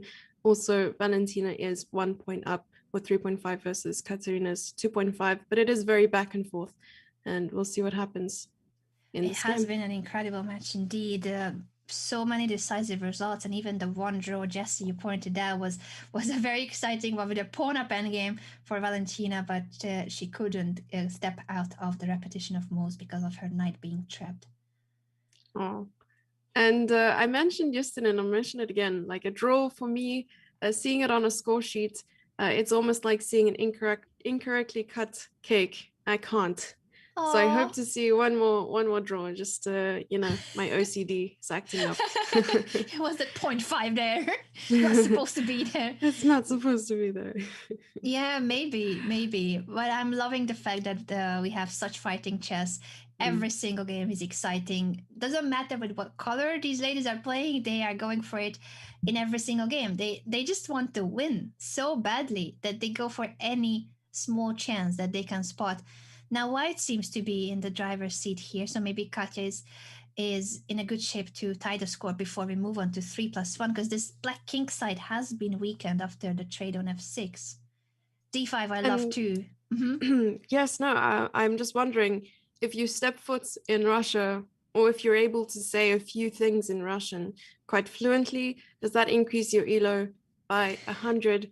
I wonder if you need to attend one of the training camps they have. But honestly, the Russian players in general are incredibly strong, and I admire their style of play and admire their persistence in any position, trying to, even a drawn position, they're fighting right until the end, and I love that. I need to know their secrets. Admirable. Yes. Definitely admirable. I must say it didn't help me when I got my intermediate language certificate of Russian. It didn't give me rating points, but it made me feel like now I can read Russian chess books. So that was one of my goals, so that I can pick up chess books in Russian too. Oh, nice. I mean, you are an international master, so I think I need to learn from you as well. It's either to be fluent in Spanish or get my certificate too in Russian. So yeah. It may help, or it's just that I love languages. But it's Mhm. great that the chess community is such an international world, and you get to meet people from so many different countries and cultures. So I think overall, if you know just one language which can help you communicate with the foreign chess players, that's already helpful. I like that. I like that very much. Yeah, I find that the language barrier, especially at tournaments, chatting to your opponent, offering a draw, there's so many international or sort of universal ways of offering a draw, like you make some sort of Yeah, the hand hand gestures and so on. gestures. Yeah, exactly. Yeah, so I really, really like that there are all these ways of communication. And chess is our sort of language as well, international language, It which we can is. bond over. Yeah. It is. That's exactly Judith Polgar's slogan, chess connects us, that chess is a language Yes. that connects Yes. so many people from so many different places and I backgrounds. saw you. I saw you were at the Chess Connects Us event, I believe, in Hungary. Yeah, Was it 2 years ago? indeed, that was pre-pandemic times because the last event, it happened last year too, but online. We had to host Judith's Yes. festival because of the pandemic, obviously. But before that, and maybe this year too, or the upcoming years, it's a major chess event. Chess and also arts, science, Hmm. education. Judith basically combines everything where chess is used as a tool or as an inspiration for arts. There are art performances when it comes to music and theatrical plays, dance. It's a very colorful festival, especially great for families with kids because there's all sorts of cool activities, including chess face paint and tattoos. And I made Whoa. marzipan chess pieces, which you can eat later. Ooh, delicious. Okay, now I'm having FOMO. Why was I not there 2 years ago? I have no idea. I actually wanted to. I really wanted to be there. I really wanted to attend the event and check it out. So that's another question I had. I mean, you were born in Hungary. Did you have a chance to work with the Polga sisters at all? Yeah, I was very lucky that Judith was and is one of my biggest role models. And as a kid, I was trying to get a photograph with her and her autograph whenever she gave a Oh, simul at events. So that's how it started. And then when I got onto the Olympic team, we suddenly became teammates. And she was so kind and friendly. It felt just unreal that you have this huge role model and now you're having dinner with them because the Hungarian women's and men, the open team that Judith played for, obviously, she played on the big team and I played on the women's team. We went for team walks and having meals whoa. together. Uh, Yeah. Many times my birthday was at chess Olympiad, so she was one of the main people that was so keen on just like, oh, we need a cake for Anna and the candles and it's a Oh surprise, my and gosh.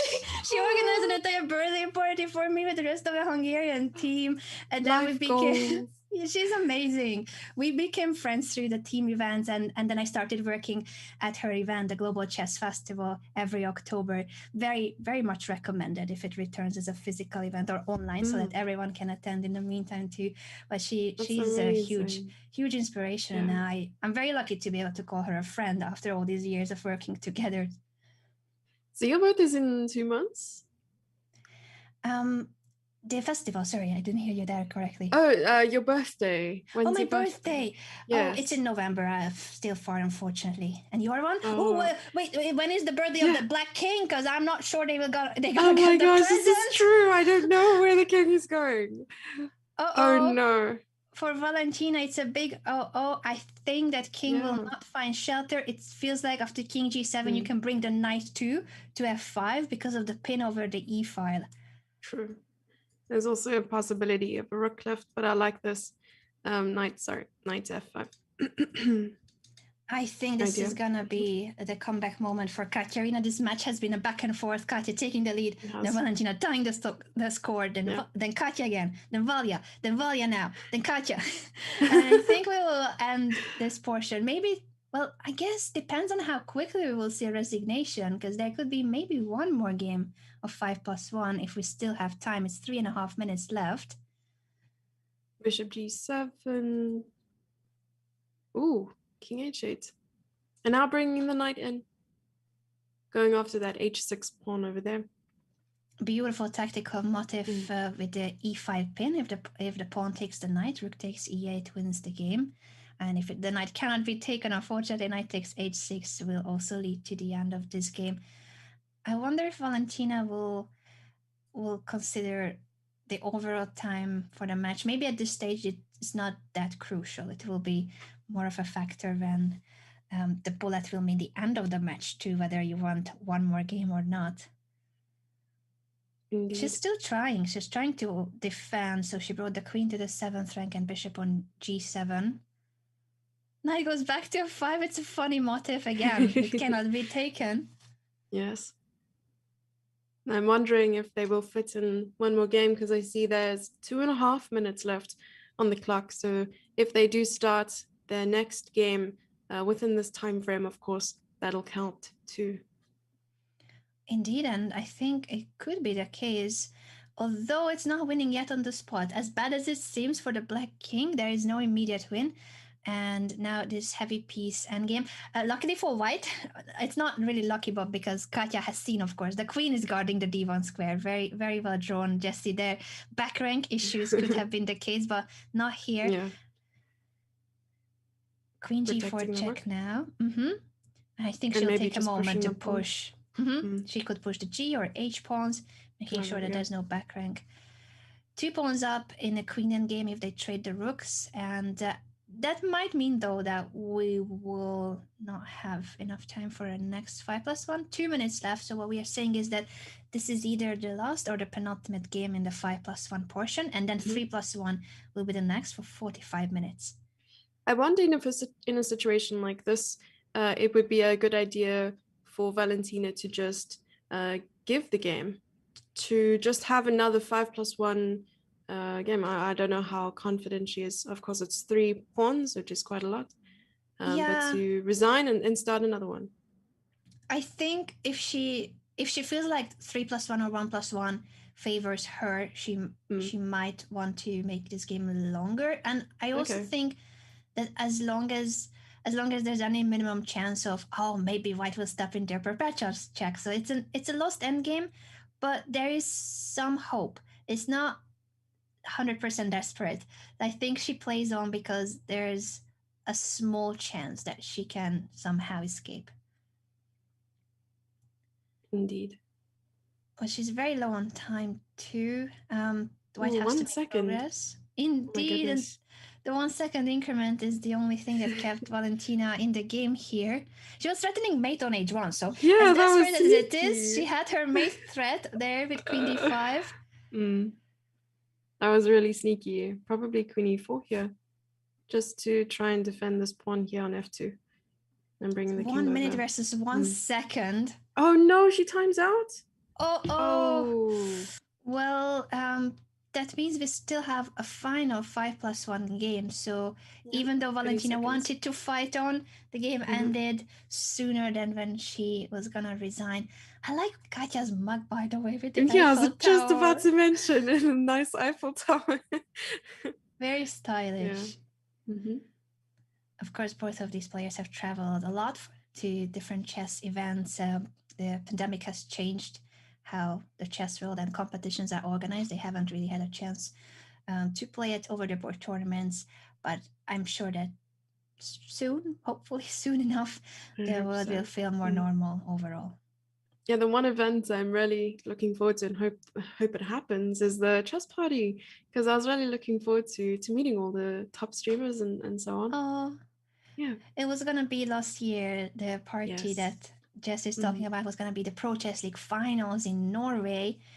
I'm pretty sure because it was Norway, Mr. Magnus Carlsen was gonna be there too, just in case you want to meet the newest chess streamer. I mean, he's a pretty new chess streamer out there.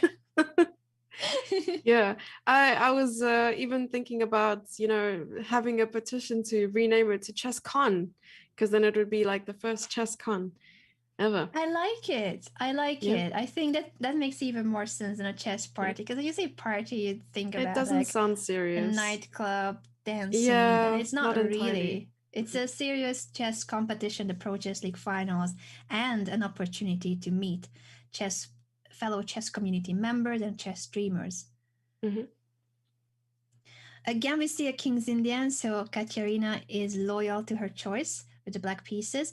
The variation board is showing lots of advantage now for white. I wonder Yeah. is there anything concrete here for white, or is just the fact that there's so much space advantage and activity for white, while black's pieces are still not quite there. The e4 pawn is now well guarded by white's pieces, and a bishop or knight could land on d4. Yeah, and I like this b3 move as well, because I saw in previous games where we were watching the King's Indian, this knight always had the opportunity to go to c4.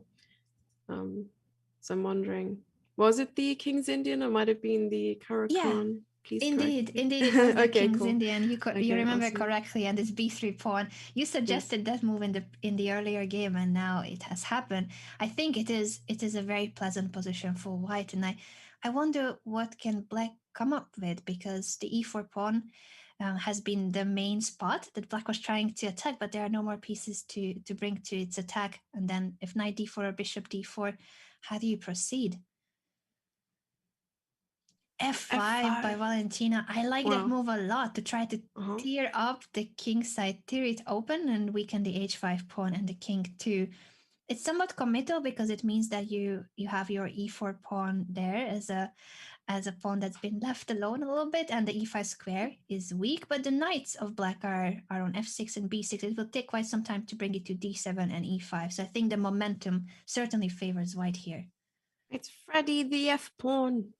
It is. It is. I What is your think. favorite time control, by the way? Oh, as a player, I was a very Mm. classical player because I like to think. But as a streamer or broadcaster, I like to watch speed chess a lot because it's Mm-hmm. very fast paced, action packed. How about you, Jesse? I like playing Blitz, but of course, for over the board competitions, I enjoy classical too. I enjoy my thinking time. I don't like rushing or, the adrenaline. I get enough adrenaline with the coffee and Red Bull that I drink. So that's Yeah. that's enough for me. But yeah, I like on stream, for instance, I enjoy playing Blitz. You play a lot of Blitz online?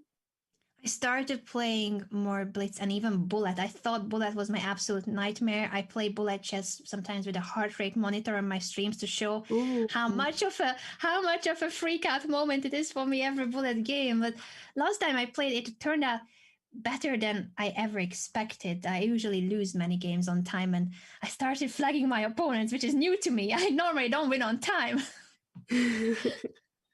Yeah, flagging is a huge part of speed chess, I suppose. Oh, this bishop went to h8. Often we see that black allows this exchange on g7. But now Valentina is pushing on the king side. I'm wondering if we'll see an eventual queen to g5. 96.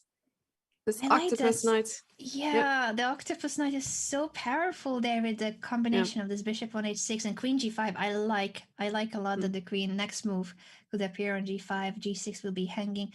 I think this is unfortunately a very sad position for Katya to play. So she gives up an Ooh. exchange for the octopus knight. Yeah.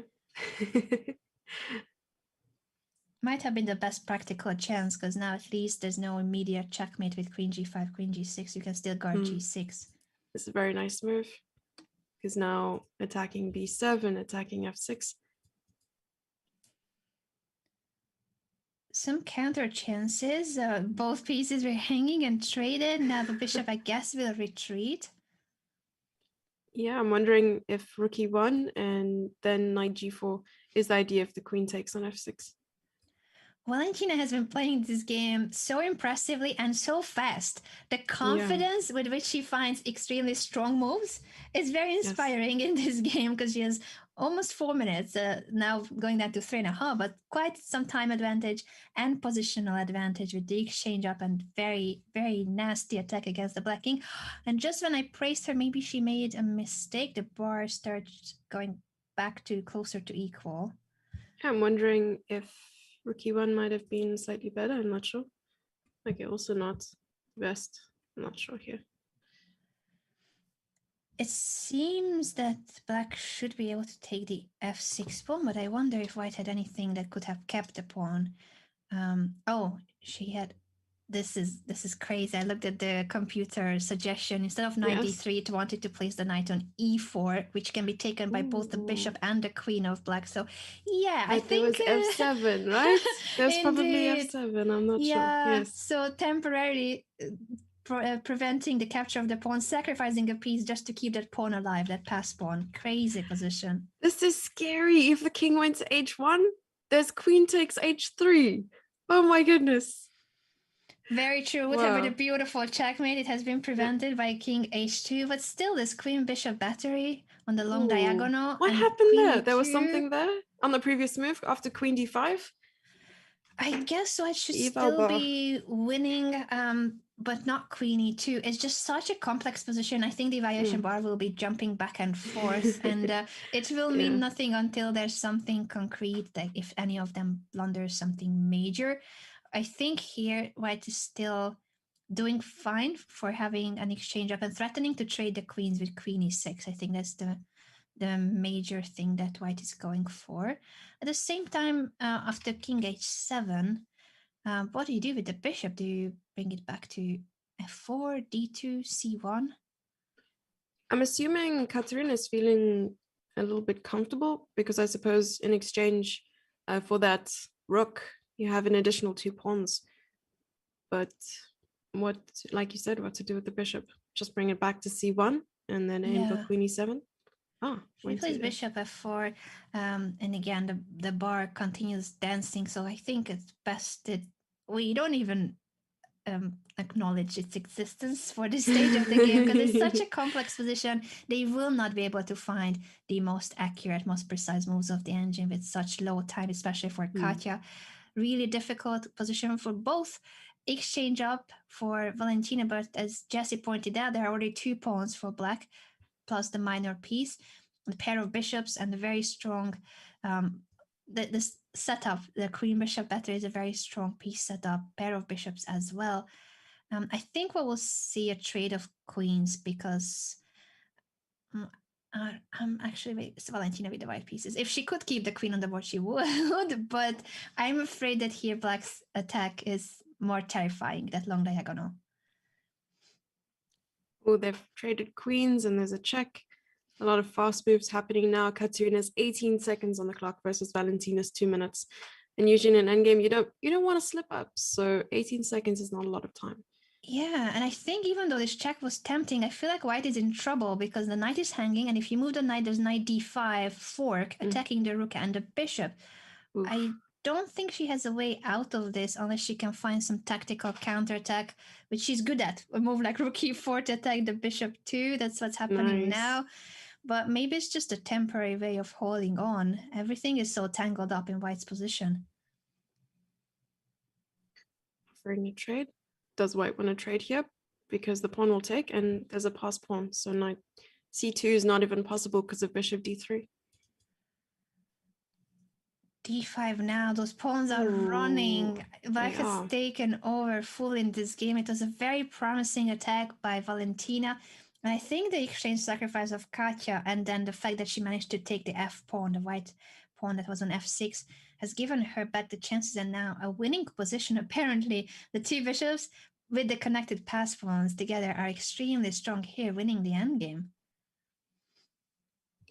You know, these double bishop pair, you can see the strength of the bishop pair here and how they're really supporting these pass pawns.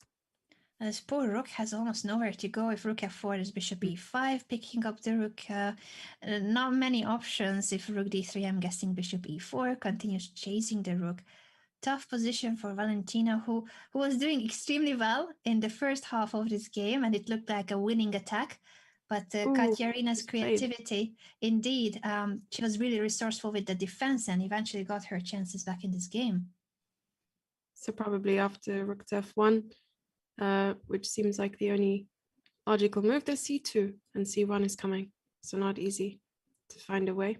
Probably rook to f2 seems like the only way.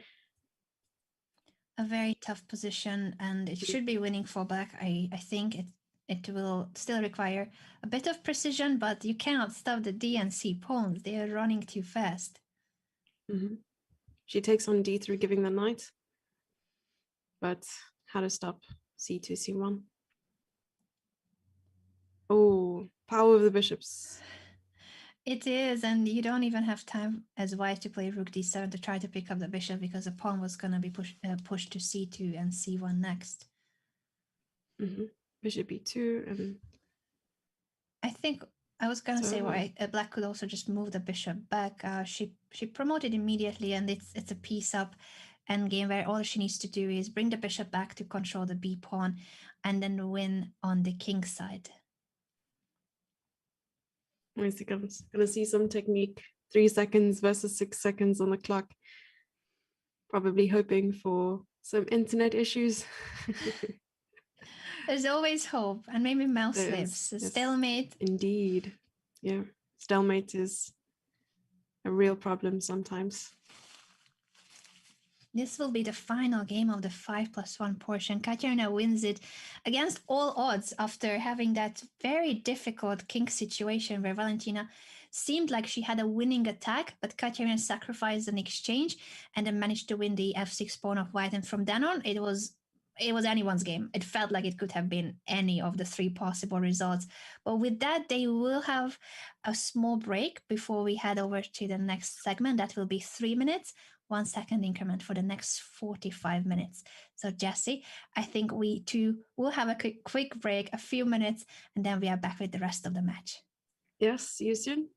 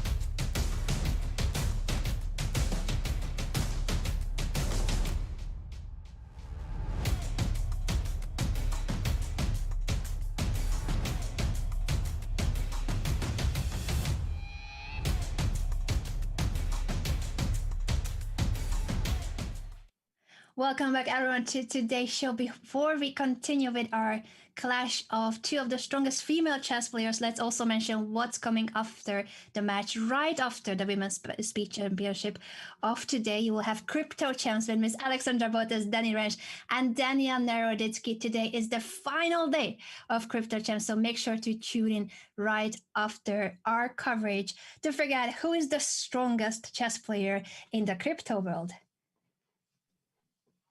Can't wait Jesse, to I watch. think. Sorry, I was just gonna say I think we have our players ready, but then I realized Katerina may need another moment, so we're gonna give the players a chance to also bring refreshments. This has been already 75 minutes of a derby between the two, back and forth, many decisive results, except for one draw. Every single game has been a decisive result. I think that 0.5 will be corrected at some point, as you said. You would prefer that it's not an ugly cut cake, but a perfectly cut one. There we go. Not an unevenly aligned tile, but I'm only kidding. I'm excited to see the 3+1 begin. And yeah, we've seen some time trouble in the 5+1 with Katerina Lagno, I think most of the time being in time trouble, and Valentina kind of holding her ground there with a speedy opening. So that will be the question indeed, if Katerina can speed up for the 3+1, because it is 2 minutes of a difference. We are going from 5+1 to 3+1, 1 second increment stays, but the starting time is shorter. Again, the openings are the same. I think that we could have predicted it by now that they're going to stick to the Caro-Kann and the King's Indian defense. Valentina always playing the Caro-Kann, and this line, they're repeating the exact same game from earlier too. Now with the light square bishop being traded on d3, that was the choice of Katya. Yes, and we're probably going to be Caro-Kann and King's Indian defense experts after this match. What do you think? Hopefully, I certainly could improve in both of those openings. Yes. This is again one of those difficult structures. Sorry, Jess, I was going to say to the viewers, it's a very difficult structure of the Caro-Kann. White has more space, but black structure is very solid. It's not easy to find any hold on it, any vulnerable spots.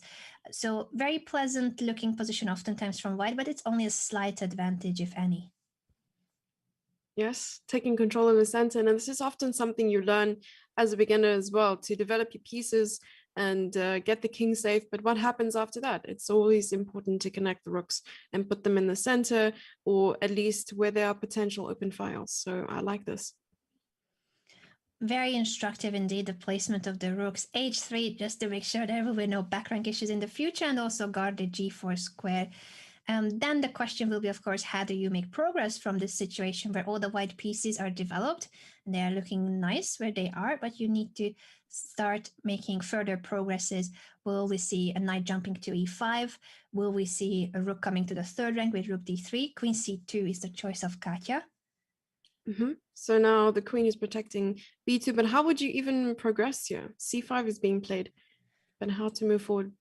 c5 is always an important move, and if black can play that move in the right moment, that usually can tie the situation on the board in a way that it will equalize the chances. Once you get to trade the d4 pawn for the c5 pawn, the position opens up and it becomes a more of a balanced situation. No longer there's a stronghold of the center for white. I don't think d5 here is an option, unfortunately, for white. There's too many black pieces that are staring at the d5 square. So I think we'll see a trade on c5 or maybe bishop e3. Ooh, and you're correct here. So after bishop e3, a quick h6 was made. The move was made, and probably also trying to avoid back rank issues later on. As we've seen, there have been a lot of back rank issues in the games later on. So here, maybe taking on c5 and getting rid of the bishops. There might be a trade. Yes, very instructive. We can all learn from pushing these h-pawns in the right moment. Before there's any threat, you don't need to wait for your opponent to threaten back rank checkmate.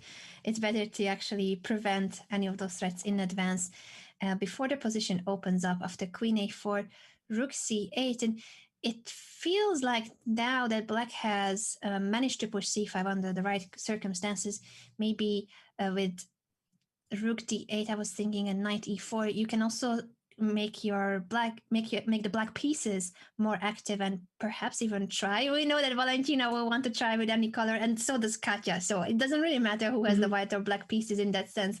Both of these ladies are fighters. Indeed, and there's been a trade of rooks. I wonder what influenced the trade of rooks here, because now black controls the only open file in the position. Yes, that must have been a difficult decision for Katya to take. I'm not sure that she was happy to taking on d8, but it feels like she wanted to go for something concrete. Now trades on c5-2 and b4. This must have been her idea. And taking on b4 with the queen. So the rook is no longer on c8 and the c4 pawn is not hanging at the moment. We should have the eye tracker devices installed in the computers so that we can see what they're looking at as well. Yeah, which square, what plan are they thinking of? I think that would be a great addition. We did have it in the Pro Chess League for some of the players. Yes, nice. I loved it. Fabiano also had an eye tracker for some of the matches, and it was great to see that you're not just kind of predicting or trying to figure out what they're thinking of, but you can see it on the board physically, which square, which part of the board they are looking at. I don't think that, especially with such high-rated players as well and experienced players, you wouldn't be able to see the board because the laser will be everywhere on every single square. maybe, and then it starts becoming a stronger color on the squares where they calculate the exact line. Well, it's fascinating to see. It certainly is great. In this match, we don't have that feature, unfortunately, but we do have two of the strongest female players in the world competing in a knockout format that is either Katerina or Valentina will not continue the competition this year's Women's Beach Chess Championship. Only one of them can qualify to the quarterfinals. $58,000 is at stake at this Women's Beach Championship hosted by Chess.com and FIDE. That's a lot of money. That's buckets of money. Loads of money. It's the strongest online female event of the year, and both of them are extremely motivated to make it through, of course. Yeah, I remember the last big female event. I'm not too sure. Was the Women's Beach Chess Championship held last year as well? Yes. Okay, and who won that event? Do you remember? Oh, I don't think I actually watched the event. No, I didn't watch the event, so I I broadcasted last year and the previous year too, but the years are always all the previous events. With every event I host, I'm like, I know I was there, I know the players, but yes. Yeah, I'm not good at remembering data. I'm sorry no, if any of the viewers remember better than me, even though I was hosting it. No, this time Anna's testing you. So do you remember? Yeah, Jessie tests me, and if I don't know, then I test the viewers. Test chat. There we go. What's going on here with the knight jumps? The knight on d7 is active, but it also doesn't have that much way out, and the pawn on c4 is gone. Traded for the b7 pawn, but this is still an extra pawn for black. So a knight and rook endgame with an extra pawn for Valentina. Indeed, I wonder if they trade knights here as well. It could very possibly be a draw. Let's see. Indeed, the knight b6 trying to force a trade of the knights to enter a rook endgame. Knight d6, I was gonna say, could still be a way to avoid that trade. You are offering a knight endgame instead of the rook endgame. That would have been more promising with the extra pawn. I suppose so. Now the knight has to move again. The knight has been chased quite a lot. Now it's back on e6. Could jump to Dancing d4, f4. It is. Black, obviously, with an extra pawn, is trying to win this, but white's pieces are very active. It's not so easy when you have an active rook and knight for your opponent too. If the check happens, king e6 is going to be very strong. So instead, knight b6, and the pawn on h4 is going to have two extra pawns. Yeah, very tough now for white to try to hold. At the same time, Katerina is leading in the match. Yeah, Valentina has tied the score. Valentina has managed to tie the score. That's not easy. Rook and knight endgame and picking up 2 pawns so easily as well. Honestly, I mean, I say easily, but it's not easy at all. Oh, we're saying something else? Very smooth. Yeah, it was a very smooth conversion, and you're right. Now we see Katerina switching from the King's Indian defense to the Grunfeld. So she has chosen another fianchetto setup opening. And the score is again a tie. Katja was leading at the start, then Valentina tied the score, then back and forth. And it's again a tie between these two ladies after already over an hour of play. Indeed. So my question is, what happens if at the end of the match they're tied? Well, then we have a mini match of bullet, which I think you will like, Jesse. So if it's tied overall, we still have quite some time of the 3+1 portion, but then we'll have 1+1, and there would be a mini match of 4 additional 1+1 games if it's all tied after the last bullet game. I can't wait to see how close the score will be, because I did think, yes, it could be even Armageddon if even the mini match of the 4 additional bullet games is tied. But there's still a lot to play for in the 3+1. We have 36 minutes left of this Blitz segment, and then we're gonna switch to the bullet 1+1. Yeah, I mean, it's very unlikely that we would have a draw at the end, because I mean, you're playing up to what, 25 games, I suppose. But yeah, that's insane. The possibility. I think I would have to put my glasses on if they were playing a lot more bullets, because then I can't keep up, and I have to I'll have to put a heart rate monitor on myself as well, just to make sure I'm all right. I think that's a great idea. Heart rate monitor. I totally recommend. I wish you could see the heart rate of the players too, but from the face cams, I feel like they're both so calm, very focused, and very relaxed. I wish I could be like them. I get so much more emotional during games. So you said you've, with the competitive chess, you've sort of trained your mind to be, hyper poker face and all the rest. Yeah, from the outside it looks like everything is all right, but on the inside I'm constantly like, oh my god, oh my god, oh my god. How about you, Jesse? Yeah, no, I usually just take a step back from the board. If I'm stressing too much, I go to the restroom, I go shout at myself over there, I go and just bury my face in my hands and just, go at it. I leave the restroom and I go back to poker face land, and I just sit down and I'm like, yes, I'm normal now. Speaking of poker face, both competitors today have had their poker face on, even though this is an online competition, and they can do whatever they want. They can show any emotions, any celebrations, or maybe raging moments. Both of them have been very composed, and I feel like they behave more like as if it was an over the board tournament. Indeed. I wonder if the bullet will bring out more the stressful side as well when it comes to their emotions and expressions. Oh, look at this. Now if the rook takes a7, again, everything is hanging. The queen on c1 is offered, but so the a8 rook will be hanging, and the white will have 2 rooks for the queen. Again, the usual situation. Valentina has a hanging piece, so she attacks something else, and then everything is hanging. Yes. Is Valentina the new Tull? I think so. She always plays like this. She loves to play aggressive, dynamic chess. But so does Katja. Like Katja, kudos to her just as much, because she is not afraid of entering these complex positions at all. Yeah, I'm wondering what happens here, because I saw rook c7, and I mean, okay, the material will be equal after the bishop is taken, I suppose. Queen b1. Yeah. Now it is the question indeed where the queen goes. If Valentina will want to move the queen, because maybe she says, is it bishop f4 or any other move that she can attack the opponent's queen with, then I think she will be calculating it. Bishop f4. It never ends. Now the rooks are hanging and the bishops too. Both white bishops are hanging, of course. Yes. And we have a knight versus bishop ending again. As the theme of the day. Yes, very and both fitting. have a minute on the clock. You're very fitting.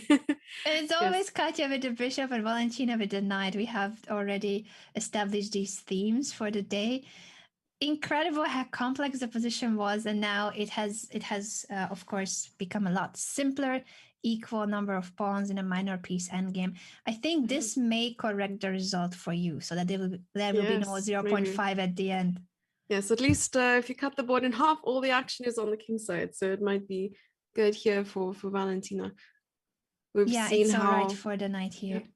We've seen how both of them have been playing the endgame really, really well, taking advantage of any inaccuracies. So I like that.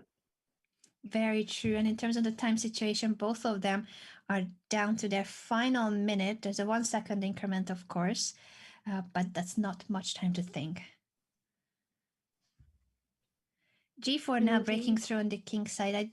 I don't think it will be even taken because then king takes G4 and it looks like white has a bit of a chance to make it through even if the bishop is guarding all the squares. Now it's taken. So with such few material on the board, 2 pawns versus 2 and the bishop guarding the G5 square, I think we will see a repetition of moves here with knight C7, knight D5. And that's our second draw of the match. Life is good for Jesse, indeed, because it's going to mean 5-5 at the current result. We're going to update the score in a moment. And we are back to, again, the Caro-Kann defense. This is a different line that Valentina is not playing against the 2 knights variation. Well, it always leads to similar positions. Actually, no, they have played this exact same line. I was hoping it was slightly different, but it is in fact the same. I was confused for a second with the knight jumps, but overall, after the trade of the bishop on d3, castle kingside is a very traditional setup again. It's what we have mentioned. White has more space and more active pieces, but black structure is so solid, it's not easy to find a grip on it and try to attack. Indeed, I've always found trouble. I mean, I'm an avid e4 player, finding trouble in the Caro-Kann, of course, trying to push one of the central pawns to d5, but that d5 square is so solidly protected by black. How to break through. It is very true. And again, we see c5. If you find the right moment to play c5, usually black equalizes in this position. Question always being, can white go d5? As you mentioned, Jess, it would be great for white, but it wasn't possible because it was so well guarded by black, that square.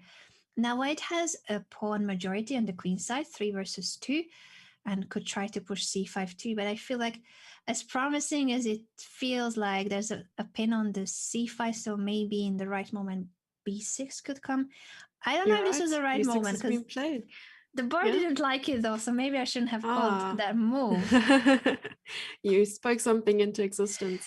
I was only wondering because there's only one pair of bishops on the board and both of them are dark square bishops, and to put your pawns on dark squares, I suppose Katerina saw this and just wanted to get one of the pawns in a light square here, and of course it's a pass pawn, so pass pawns must be pushed.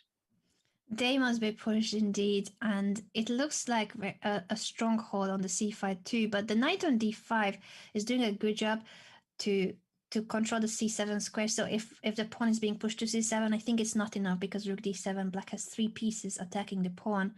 Bishop g3 immediately met by bishop d6 to trade that bishop that could have supported the pawn. Nice, queen c5 played with utter confidence here. I like it. So it's a good square for the queen, outposted queen, and next up, the idea of knight d4, knight b5, even queen takes b5. Yeah, whoa, the b5 pawn is gone, and that is something? Huge advantage for white. I think it's just the fact that you already have a c-pass pawn. You can support it with the b pawn to or c7 now, and after the rook moves to d7, queen b8. Queen b8, and if the rook had to move away from this file, there's queen e4, queen e5. True. Yeah, suddenly it's all working out well for white. The tactical patterns, queen e5 will pick up either the rook or the knight. Rook c6 instead. Katya may have missed that she was winning a piece with queen e5, but rook c6 too seems to be a good way to convert the endgame, because that c-pass pawn is still, of course, extremely strong and will be supported now by the queen and the other rook soon.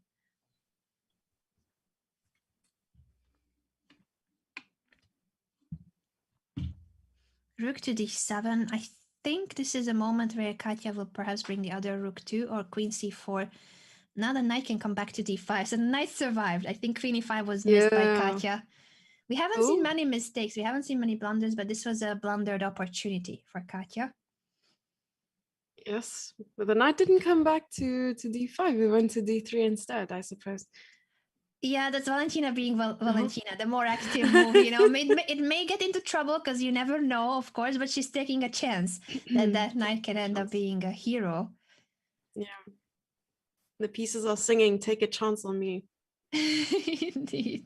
How's your chess karaoke, Jessie? It depends on the song. I'm sure it's still better than mine. we can host a karaoke stream. As long as Alex joins us too, Miss Alexandra Botes, I think we'll be fine. It all depends on the comparison. I love Alex; she's one of my best friends. But I've seen Alex's singing clips. I like it. she's Yeah. amazing. And the good thing is, you gotta own it. Whatever you have, you gotta own it. Indeed. That knight on d3, I wonder if there are any squares. There's knight f4.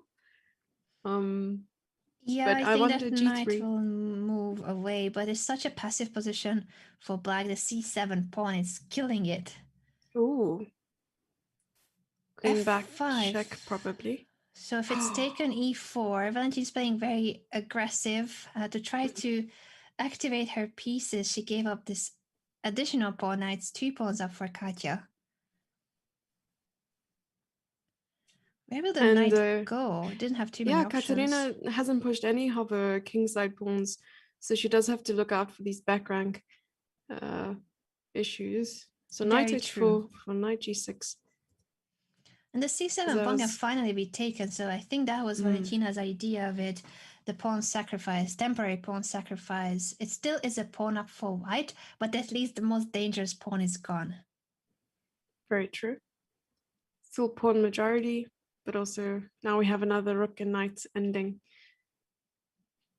We know it valued it favored Valentina in the previous rook and knight ending.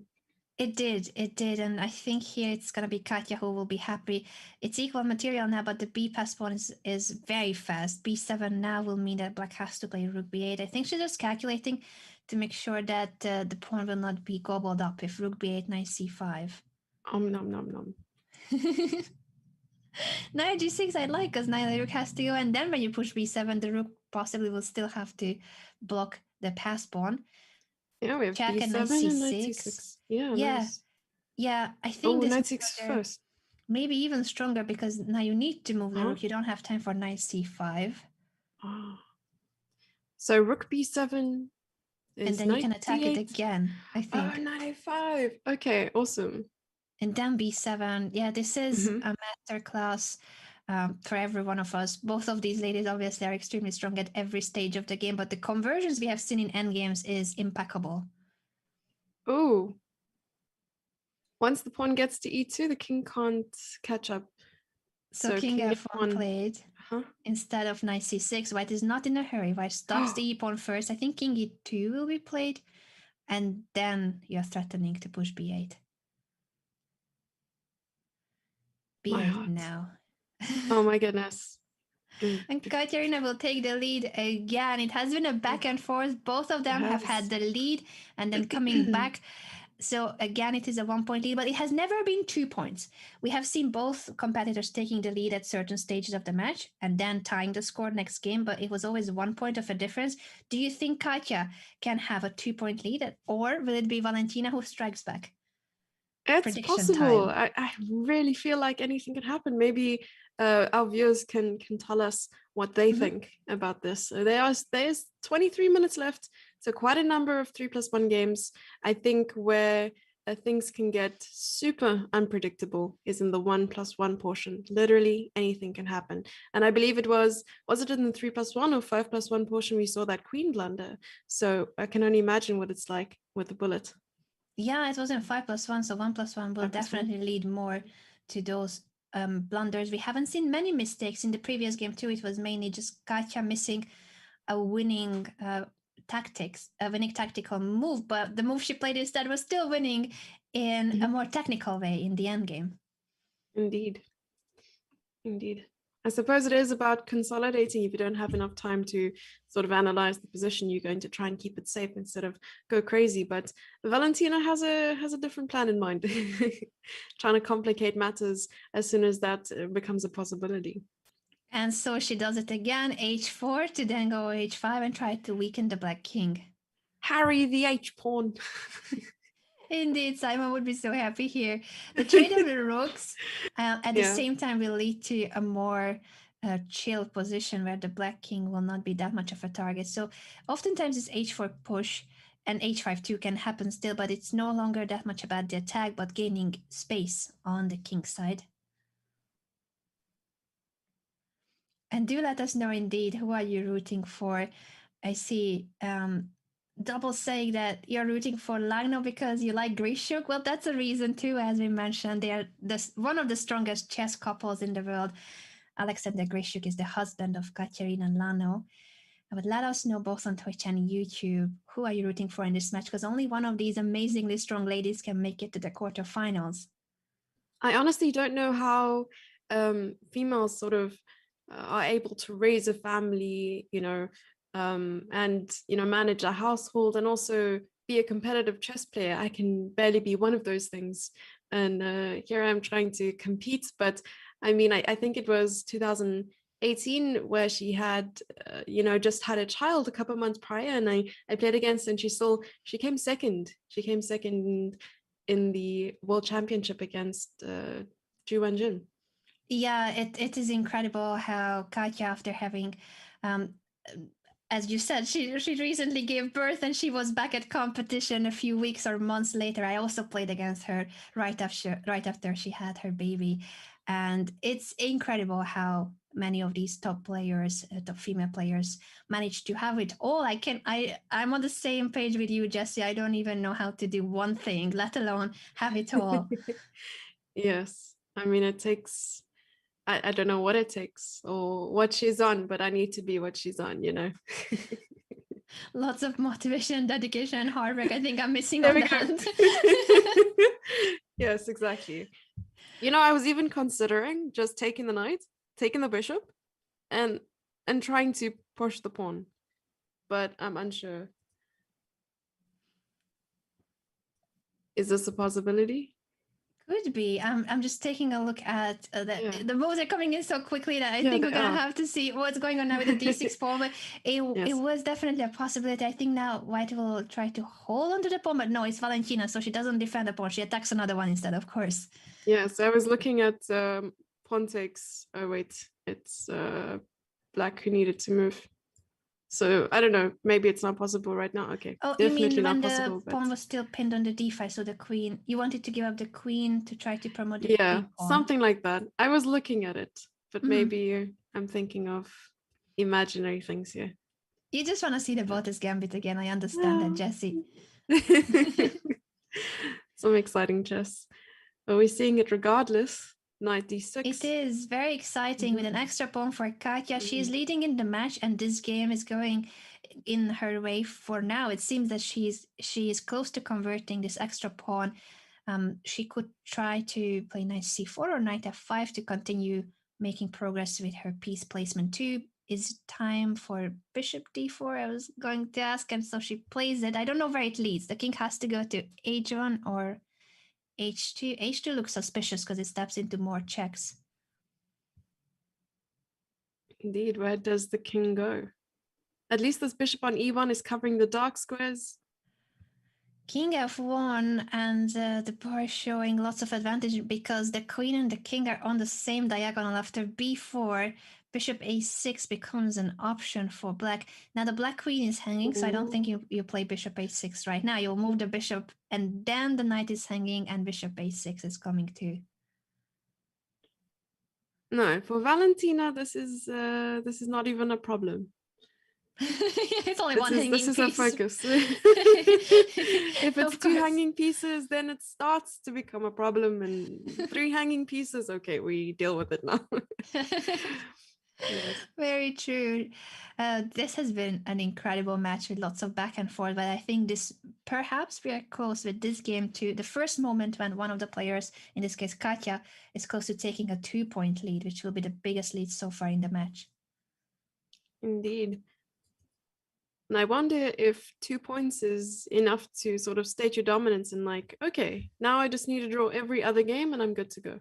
I think not. I think we're going to keep seeing decisive results. There's not a chance they're going to start making draws. Both of them are such fighters. We're going to see both of them being just as motivated and going for it.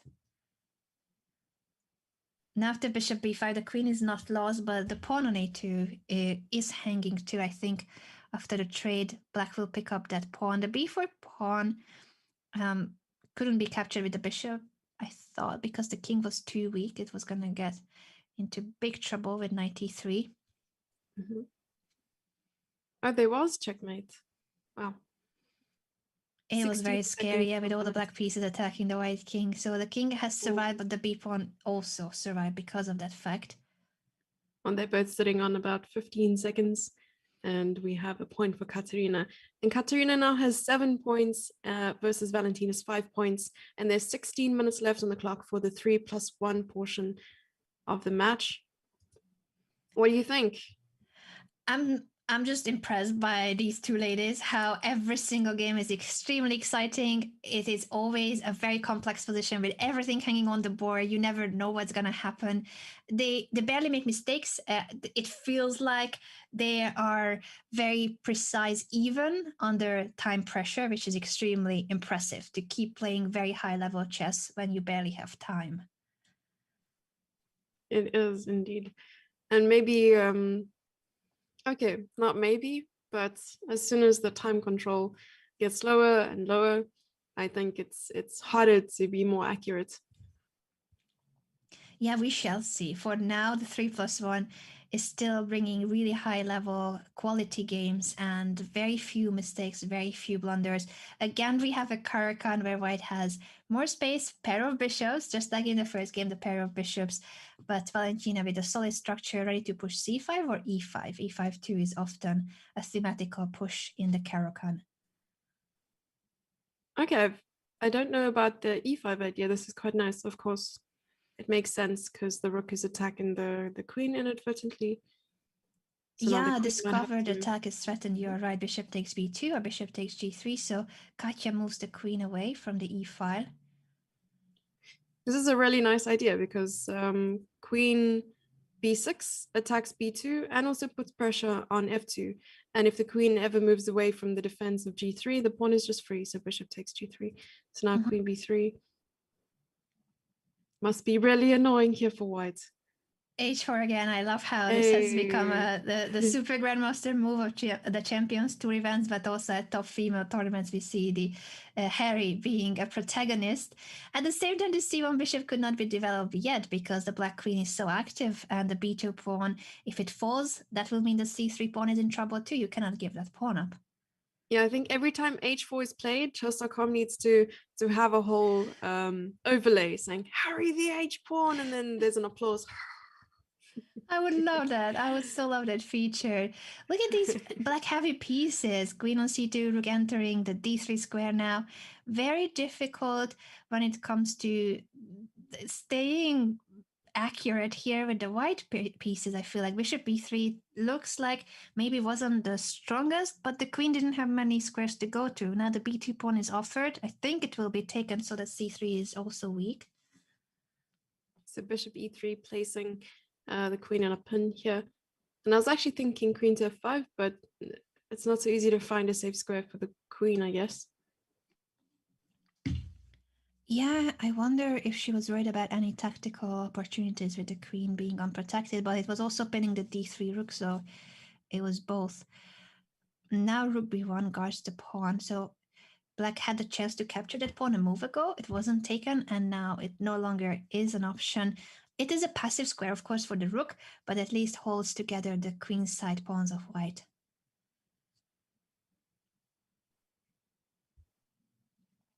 Let's see how Valentina will try to make progress since she's the one being 2 points down in the match. I think she will try. She tries by default, but maybe this gives her an even bigger boost of I need to make absolute chaos out of this position and create as much chances as I can.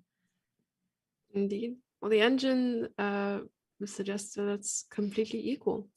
So we'll see what happens in the next couple of moves. Rook to d5 is coming back. And later, Wonder that what the pawn idea on is. h5 could become an issue. Bishop f5 chases the queen away from c2. But that means too that I think this bishop, the e5 bishop, will be moved to try to put pressure on white over the 5th rank. At the same time, if you move it, maybe that allows bishop to d4, and white will also suddenly have very active bishops and attacking the king side of black. So a5 instead. A minute left for both players. Again, the increment is only 1 second. I'm wondering what the age of the participants are. The Quite same. young, as mentioned. Yeah, they were both born in 1989. I think it's just Okay. a few months of difference. So Valentina has already celebrated her birthday this year, and Katya hasn't yet. But they were both born in the year 1989. Oh my goodness. So they're 31 this year. Is 32. 52. Yeah, I'm very bad at numbers, so I had to double check in my head. I was like, yeah, that's Yeah. that's the age of my sister. I was thinking 32. How old are you, Jesse? You're very young, aren't you? I'm 20, I'm 24. So 8 years younger gosh. than them. Yeah. You're so young. 8 years younger than them, and you're 10 years younger than me. No. I thought you were Yes. in your 20s.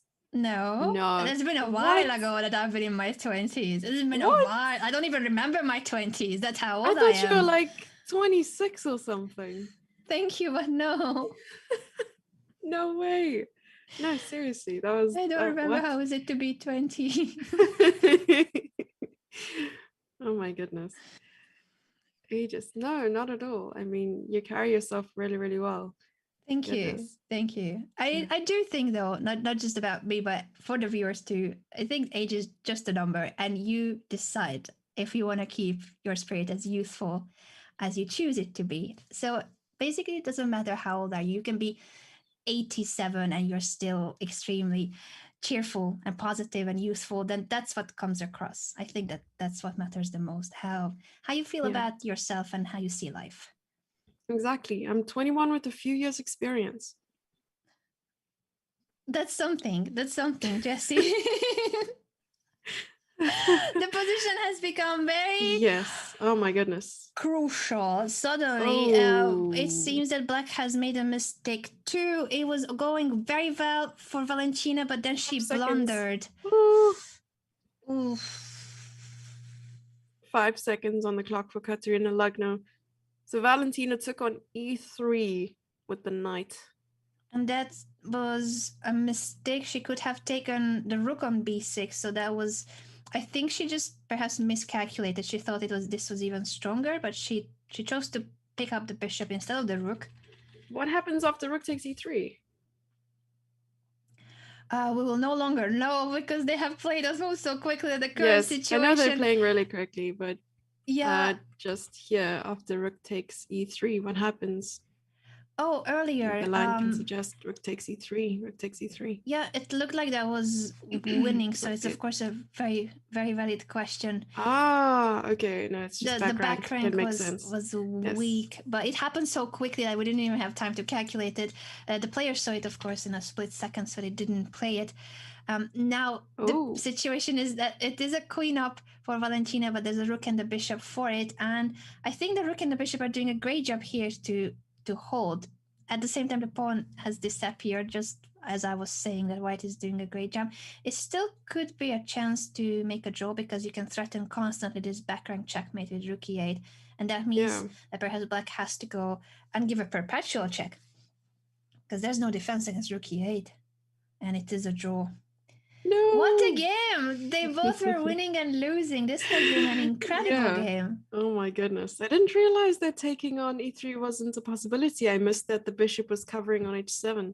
Wow, that is. It happened so quickly. Something. I didn't even know which moment you meant, and then the calculation. So it was good that you brought it back to show. It was obviously, it would have been a winning move if it wasn't for the back rank. Yeah. Still 2-point lead for Katya with this draw. Yeah, I'm like, oh no, it's draw. I know. Don't worry, Jesse. Maybe there will be another one, but there will be not many draws. That is for sure.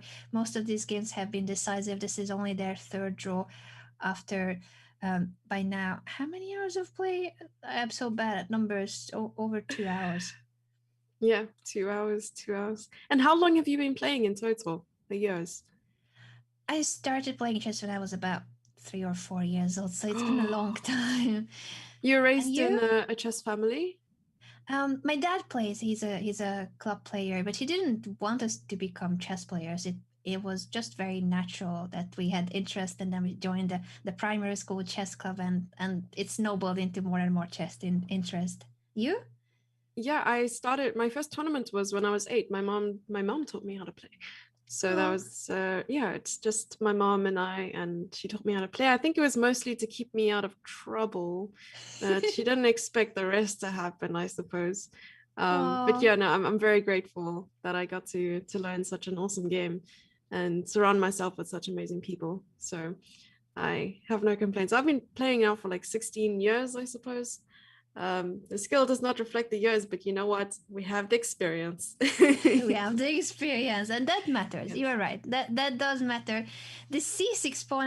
I was just wondering if it stays alive. It is a very dangerous pass pawn. We have seen these C pawns being an issue in this match, and normally you get to capture that pawn. So I wonder what went wrong for Katya. Normally, when you give up the C5 pawn, it's with the idea that you're gonna take it a few moves later. You will take back on C5, but it may have been a mixed up move order. She didn't choose the right execution because I don't think she can take that pawn unless she trades the dark squared bishop for the d4 knight. But that's also something you don't really want to do. That bishop is important for the king's safety.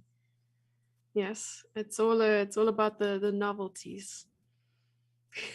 Knight to c4. Yeah, I wonder if it Ooh, was any novelty or just Katya confusing her yeah, preparation. It can go either way. In any case, she's in a tough position now with that pawn on c6, trade on c4 that at least cuts the king. The white king couldn't castle because of the bishop on c4. indeed. It's suggested that when you're born in Hungary, you're born with 1,000 elo. Sorry, I misunderstood you there. I Oh, didn't hear so the when you're second born, half. Yes. Hungarians are born with 1,000 elo. Oh, Yes, and oh, oh, Russians are born with really? 1,500 elo. Yes. Oh my! I Yeah. didn't know. I didn't know about the rule, but that Mm. explains why I felt like it's easy to gain rating points when it's not. Yeah, South Africans are born in the arms of an elephant. Yes. Really? It's a sign of good luck, yes, of course. Well, I didn't know about the rating system being related to your place of birth, but I'm thrilled and very honored to be in the company of the African Women's Champion. So, Jessie, thank you again for joining me for today's commentary. You're making me blush. You are the Yeah. champion here. I'm a retired player. That's who I am. I You're a I want current to I want champion. to be as strong as you are, Anna. Honestly, I look up to you. Thank you. Thank you so You're much. welcome. I don't Yeah. have a cool merch like you. It's like friends hashtag chess, and it's great. I've been looking You at it have the entire time, and I just wanted to oh, say it. I want it. I want one of the mugs with the hat and the heart. Oh, thank The you. Anna love. Yes. Thank you so I'm much. gonna yes, I'm gonna order it and then collect it from your chess con, actually. I Yes. hope there will be a chess con. I hope. Oh, this position again has become such a mess in a way that there's a discovered attack opportunity if the bishop goes somewhere, but all the black pieces are on light squares. All of them. Yeah. Pawns, pieces, king, everything is on light squares, so there was That's no attack. true. Oh my goodness. But the bishop will come back and the dark squares are weak and the queen will go to c3 and hopefully, not hopefully, but there could be an attack here for white, of course, with the pawn on Yeah. c6. Things are really scary. The pawn on c6, the long diagonal attack with queen bishop battery. I agree with you. This is terrifying. For Katya, she's leading at the moment with 2 points in the match. I think Valentina has a good chance to make a comeback. E3, and Valentina just calmly pins the pawn. There's a trade on f2. And now the queen will have to move. Doesn't have too many options. And then I think the white queen will soon be on the long diagonal again. Cannot go to f6 at the moment, but when you get to play it, it will be perhaps end of game. Queen e6 does attack the pawn on c6. I wonder if we're gonna see a pawn push. Oh, or just Valentina says, well, we usually have witnessed in her games. One thing is hanging, I'm gonna attack something else. And the something else Yes. will be a checkmate. So if rook takes c6, rook takes, queen queen f7 would have been checkmate for white. Adding fuel to the fire. All the fuel. all of it. All of it, indeed, with the c pawn now having to bring back black's rook to c8. It's a very passive and sad G4? rook. I was looking at G4, but I love it. after Great. This is a committal move, but it is a killer. It is a killer because if the knight moves, queen f6, indeed. And now maybe D4? still queen d4. Yeah. Well, what a game. Valentina is gonna win this game. I think this is now an mission impossible situation to defend. f6 still at least blocks the diagonal, but after queen d8, now the c7 pawn has become the main protagonist. Blankies. Blankies indeed. I'm also spamming blankies. Shout out to all the viewers on Twitch, on YouTube. Thank you so much for being here with us for this very exciting match between two of the top female players in the world. These two ladies have all sorts of accomplishments, including Olympic gold medals together, because they are both players of the Russian Olympic team. Oh, wait a second. What just happened? What just happened? Wait. No, it was... it said it was completely equal. It seems that black had queen takes h3 and an opportunity for perpetual check. That's why it was showing draw. But now it's a piece up endgame. So this is what we are left with. Few seconds for both players and a piece up for Valentina. Oh my goodness. Oh my goodness. That was a huge missed opportunity by Katya, who will be resigning here due to the discover check coming after king h6. We can show real quick that moment if you want to, Jesse, because it happened so suddenly. Black's position is lost, but for a moment, Valentina gave the chances back, and that was because of queen takes h3. So instead of queen c7, queen takes h3, and then if the king goes to e1, you have queen e3. If the king goes to e2, queen takes g4, and it feels like as much as the position is terrifying for black with the pawn on c7 promoting soon, there's no way out for the king from the checks. For the drama. Indeed. But we are, of course, not stopping. There's still... actually, the last game. This is the last game of the 3+1 segment. I didn't see the time run out. I mean, time goes by when you're having fun. It just flies. Indeed. I thought we still had more time too for 3+1, but that means this is the final blitz game in the match, and the next portion, the last segment, is bullet 1+1. Oh, wow. 1 point lead for Katya. But again, this is a 1 game difference. And I wouldn't be surprised if Valentina makes a comeback, as she has done so already several times in the match. Couldn't she have let the match clock run out? I suppose she wanted another 3+1 to take place because the bullet is so unpredictable. I suppose you'd want another chance. Yeah, and when you're so low on time, you don't even really have a chance to look at the overall time situation. So I think they were both so focused on the game and the current position on the board that that's it. If you had more time, you perhaps would consider the overall timer. Well, with such low time situation, I think it's impossible. Indeed, there will be 25 minutes of 1+1. Some refer to it as fake bullet, but then again, it's nice to not have that you're queen up, but you're flagging your opponent and so on. So it's nice to have that 1 second increment at least. Indeed, and it has been 1 second increment for every portion. So 5+1, 3+1, and 1+1 are the 3 segments of the Speeches Championships for women, junior, and the overall Speeches Championship. Queen b6 here. Again, this is the typical structure we have seen in most games where Valentina has the black pieces, Caro-Kann with space advantage for white, but it's a very solid structure to break. It's true, yeah. Katerina has no lag. Lag, no. Indeed, perfect connection for both. It's important in online chess, and especially in bullet, it will be important. Yeah. I see there's some play on her surname, which I love. Oh, I'm I'm too focused on the game, and maybe I'm not smart enough to understand those No, plays. Because then I looked it at like, didn't oh even yeah, come from me. the bar shows excellent connections. I was like, yeah, Jesse, you're right. I didn't get it at all. No, I also, it took me a while when I was reading. It's like, what's going on here? No, It's I'm double loving this. true. Well done. Shout out to our viewers again, both on Twitch and YouTube. Thank you for tuning into the Women's Speeches Championship. There's still the bullet portion to come, and after the Women's Speeches Championship, we have Crypto Champ. So it's a full day of chess action. Don't go anywhere. Mm-hmm. And I suppose we'll get a chance to speak to the participants as well. They'll be joining us on a call, and we get to ask them about the games that they've played.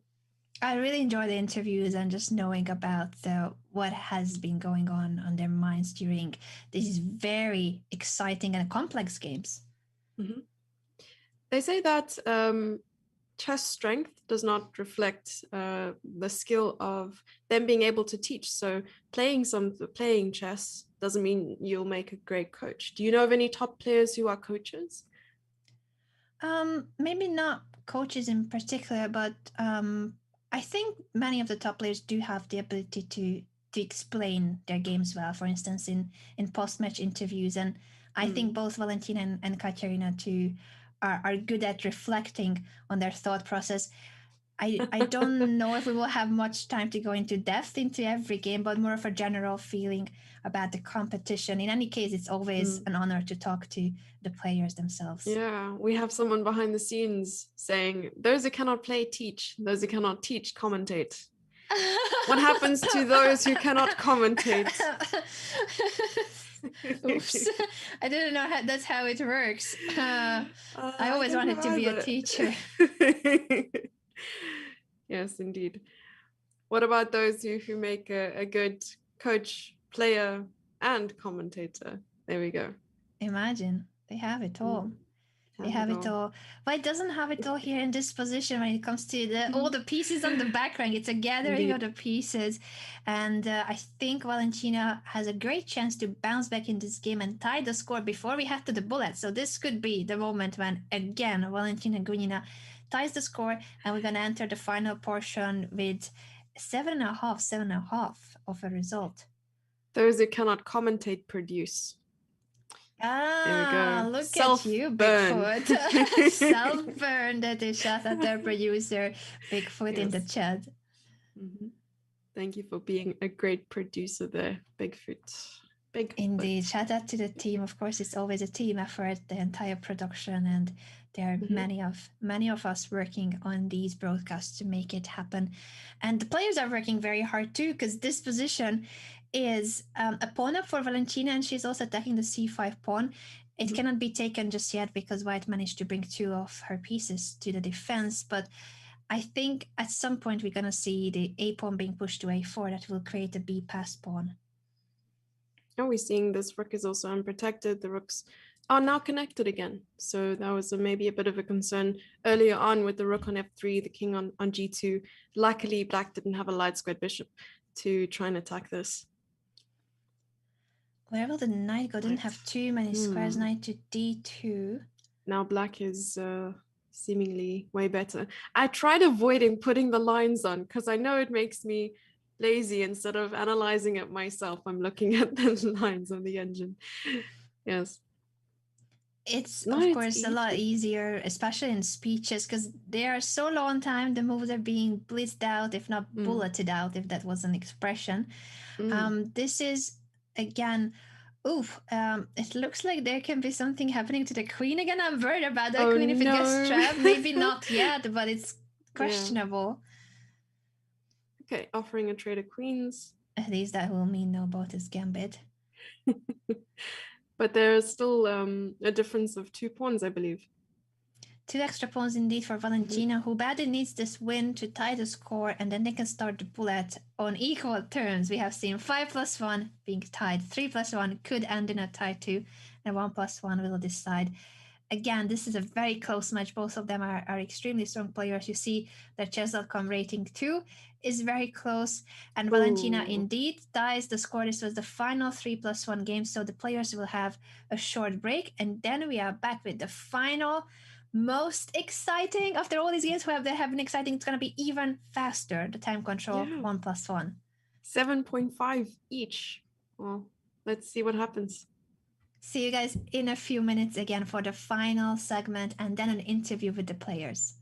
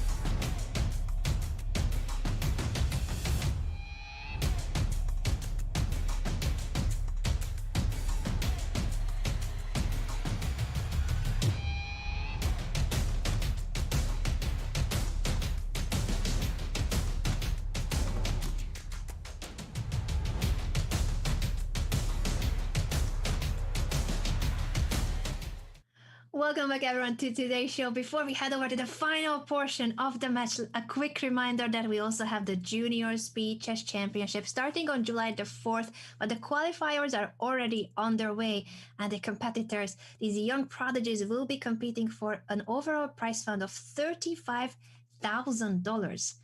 Jesse, I now know that you are almost a junior category yourself.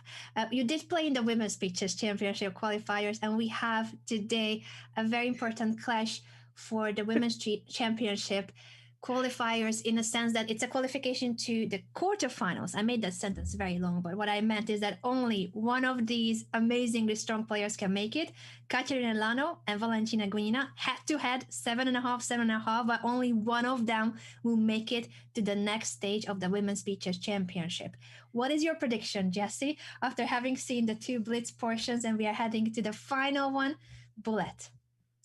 Well, to be honest, I'm trying my best to not favor one over the other.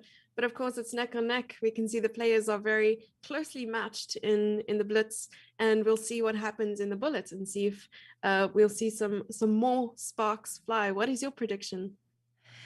I am so happy that it's as close as I thought this match would be. And I feel like either of them could win it. And maybe it would also depend on for how long we're going to see Bullet. We only have 25 minutes for this final segment. One of them will have to move on to the quarterfinals, but maybe if we add another half an hour, it could be the other player because it was back and forth. Katya leading, Valentina fighting back, Valentina taking the lead midway through the match, then Katya fighting back. So it was a back and forth, and I feel like both of them would deserve to continue the tournament. Very, very true. And they've started the match 1 minute. Bullet, we're seeing the King's Indian defense again, this time with a6, b5. And the knight has moved back to e2. I'm mostly trying to catch up here. And obviously, this time I've kept the engine on. The eval bar is in my peripheral, and I'm ready to take notes of any tactics that are underway. It's gonna be so fast paced that we will mainly focus on what's on the board currently. We will not have much time to analyze or go on story time. But I do want to give a shout out to Anna Maya, who has joined us in the Twitch chat. Shout out to our fellow streamer Anna Maya. Many Annas are there in the chess community. Yes. Thank you, Anna, for joining us. Indeed. There are quite a number of Annas, but your personalities are all completely different. And I absolutely love the chess community. I mean, their personalities left, right, and center that we get to interact with and collaborate with. So I really love it. Likewise, Jesse. I don't know any other Jesses other than you. Well, actually, no, Jesse Cry. Jesse Cry. Yeah. Yes. I realized no. People can differentiate between us, of course. I hope. Your hairstyle is a bit different. The hairstyle, I think, is the one. Hairstyle. There we go. That's the only, if that's the only fact, I'll take it. The position here has a slight differentiator too for white with the extra space. And again, we have seen the rooks being traded. So I wonder if this endgame, will white manage to break through? Not easy with the black queen being so active too, putting pressure on the knight and just the structure in general, so you cannot push the e-pawn. Yeah, it makes me feel like the players are pretty confident playing black pieces and a lot of attacking chess coming from both sides, no matter the color. So I really like it. And suddenly the eval bar went straight up to in favor of white. Not too sure what happened there. Oh, I think I know. That's the b8 knight is trapped, and all it takes is the bishop to attack it from a7. You cannot defend it. You cannot move it. Okay, well, Lagno is going to maybe try some sneaky tricks. I'm not sure if there are any. Bishop f5, giving up. Oh, okay. So that's a full piece then. A full piece down, and there's not even a pawn to compensate for it. It feels like Valentina will be taking the first game. She even has more time, extra piece and more time. 7 seconds for Katerina and 27 seconds for Valentina. And to be honest, I guess the only way to try and play for at least a draw here is to try and trade pawns. And once you find that maybe there's only one minor piece left, it's insufficient material to checkmate. So we'll see what black does here. Very active king. And I suppose the king is a very active and, an active member of society in the endgame. It is very true, very true. That other bishop almost got into trouble. For Yeah. the b8 knight was lost. Now this bishop had to go to h6, and h8 was the only other safe square. The king is trying its very best on the queen side to compensate for the lack of the piece, but it is so difficult to make a comeback. As Jesse mentioned, if you get to trade most of the pawns, if the pawns would come off of the board magically, then you have more chances. But it is not the case that you can just go and push g5 and trade. The queen side is blocked, and g5 too is a square that's controlled by white. Indeed. We're seeing some fast-paced moves here. 2 seconds, hovering between 1 second and 2 seconds for Katerina Lagno, 20 seconds for Valentina. We're seeing that Valentina having firm control over her time a lot more this match. It is true that she had the better time management, and in Bullet, it could be a decisive factor. The play has been extremely high, very, very high quality of games. In Blitz and in Bullet 2, we haven't seen many mistakes. This b8 knight got trapped, but it wasn't a one move blunder. It was more of a misfortunate placement of the pieces. So I'm really impressed with the level of play today, the fighting chess, and how dynamic and exciting all these games are. But it does seem like the time management for Valentina has been better. Yes, now we're seeing 1 pawn for... Oh, but the material is equal, but still winning for white here. The king just has to wrap itself around the pawn, and I guess that's yeah, the it. knight was given up for black's b pawn, but the bishop endgame is still winning, of course, because of the f pawn. And you can, if you needed to, you can also play king h5, bishop takes h4. And that's it. Over there. Well And played by Valentina, resignation. taking the lead now for the second time. Katerina was leading, then Valentina tying the score, then Katya leading again, back and forth. But now Valentina officially takes the lead. And this could mean more because we are in the final 19 minutes of the match. Yep, so we have a total of 25 minutes. So that game took... No, that didn't take 6 minutes. Oh no, I think we started late, right? Or no? I'm not sure. I'm not sure. The game did go for a long time because in the end game they kept gaining 1 second. I wonder how many moves. I can go back and check. It was a 96 move game, 96? The previous one. Yeah, that explains the time management. Yeah, 6-minute game. Yeah, and you'd think that in this bullet portion you get a lot more games done, but we'll see what happens. Yeah, now it is Katerina who has to make a comeback. And she has the white pieces for the first time in the match. She didn't play e4. All the games with the white pieces for Katya was e4 and the Caro-Kann. She switches to d4 and faces the Slav defense of Valentina. I think for now, it's what we have seen thematically, even if it's not an e4 opening, but Katya does have the pair of bishops fighting against the knights, which has been the theme of the day in their match. And I like a lot too that after rook c1, you have a good control on the c5. If you can stop black from pushing c5, that pawn will be a target, the c6 backward pawn. I'm wondering if the idea, or a good idea would have been to, of course, just trade the knight on e4 for the bishop before the knight went to f6. But of course, now that the knight on f6 is there, maybe it's not a good idea. But before, just to get the d pawn of the d file, and of course doubling the pawns in the center. Yeah, I think that was an option. The moves are happening so fast that I think now, oh, again, it's a similar situation. Then a knight that is in the center almost gets into fully trouble. It is chased back all the way to h7, and after knight c5, I think Katya is doing very well. That a6 pawn might be picked up too. So extra pawn for Katya, creating pass pawns for her on the queen side. The a pawn still on a2, but once you get started and you manage to push the pawn, it will become, of course, very dangerous. Oh, indeed. But there were mistakes on the king side too. That h4 pawn was not pushed and not protected, so it is gone, and the king side of white is under questionable safety. I was wondering if Katerina would have wished that bishop was on the other diagonal, this one over here, instead. Oh, what? Oh my goodness. It's so happening so quickly that we didn't even King was have being time to pinned. address. Yes, there were so many tactical motives. The current position, no queens on the board, so the white king is no longer in danger, and it's a very active piece. The b pawn will be the hero of the Oof. story now. You cannot stop it. Indeed. And Katerina. Katerina Lagno ties the score, and we are back to the same situation. Who will qualify? Both of them are so deserving. So Indeed, deserving to they are. qualify. Yeah, and we have a Grunfeld. The first bullet game was a King's Indian defense, and now we have a Grunfeld, a little bit of an open position, and probably just going to, wanting to trade bishops here on g7. The fianchettoed bishops in a bullet game are very scary, very, very spooky scary. It does look scary. At the same time, it's a solid structure. Now we shall see whether Valentina can find a way to make progress. Again, h4. We love those h pawn pushes, of course, Harry. But it's not that much of a deal for the king. It's more of gaining space on the king side. And once you have your pawn on h6, it does restrict the black king a lot.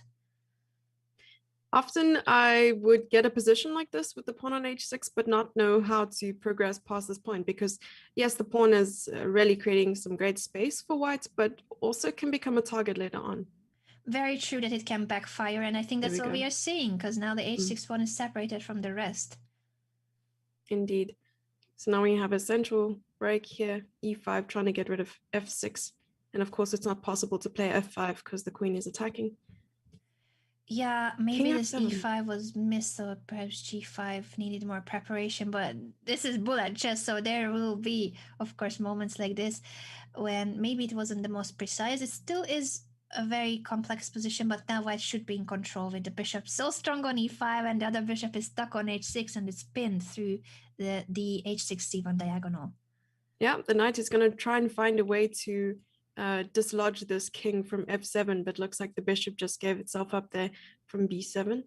And now we have two dark squared bishops, but also two passes for white. Oh.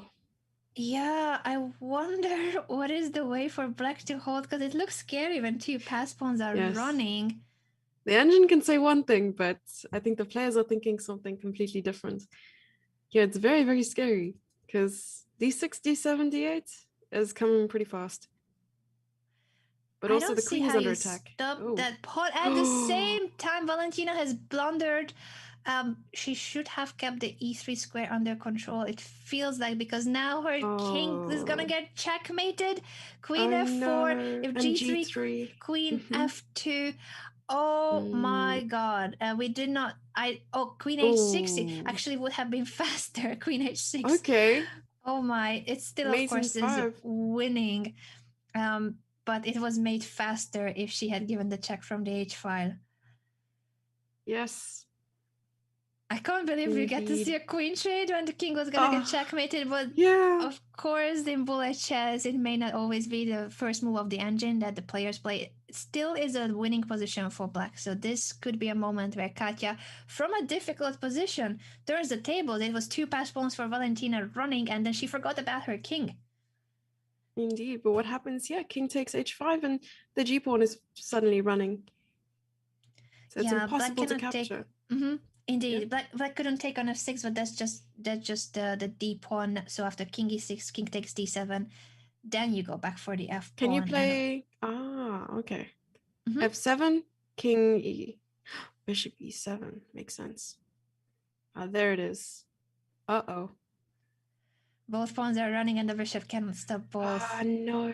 What a comeback by Katerina from a difficult position. She not only draws, she turns the tables fully, ends up winning a position that seemed extremely difficult for her. And for the first time, the poker faces, Valentina has showed some emotions, and I don't think they were positive emotions. I feel like she was disappointed, to say the least, after this game.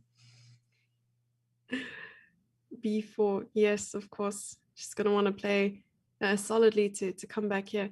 So I just want to go back. Knight f3 was the first move, so we didn't see any e4 here. Yeah, it's the second game where Katerina avoids the Caracan, plays instead the Slav plays against the Slav defense of Valentina. D4 openings, knight f3 and d4.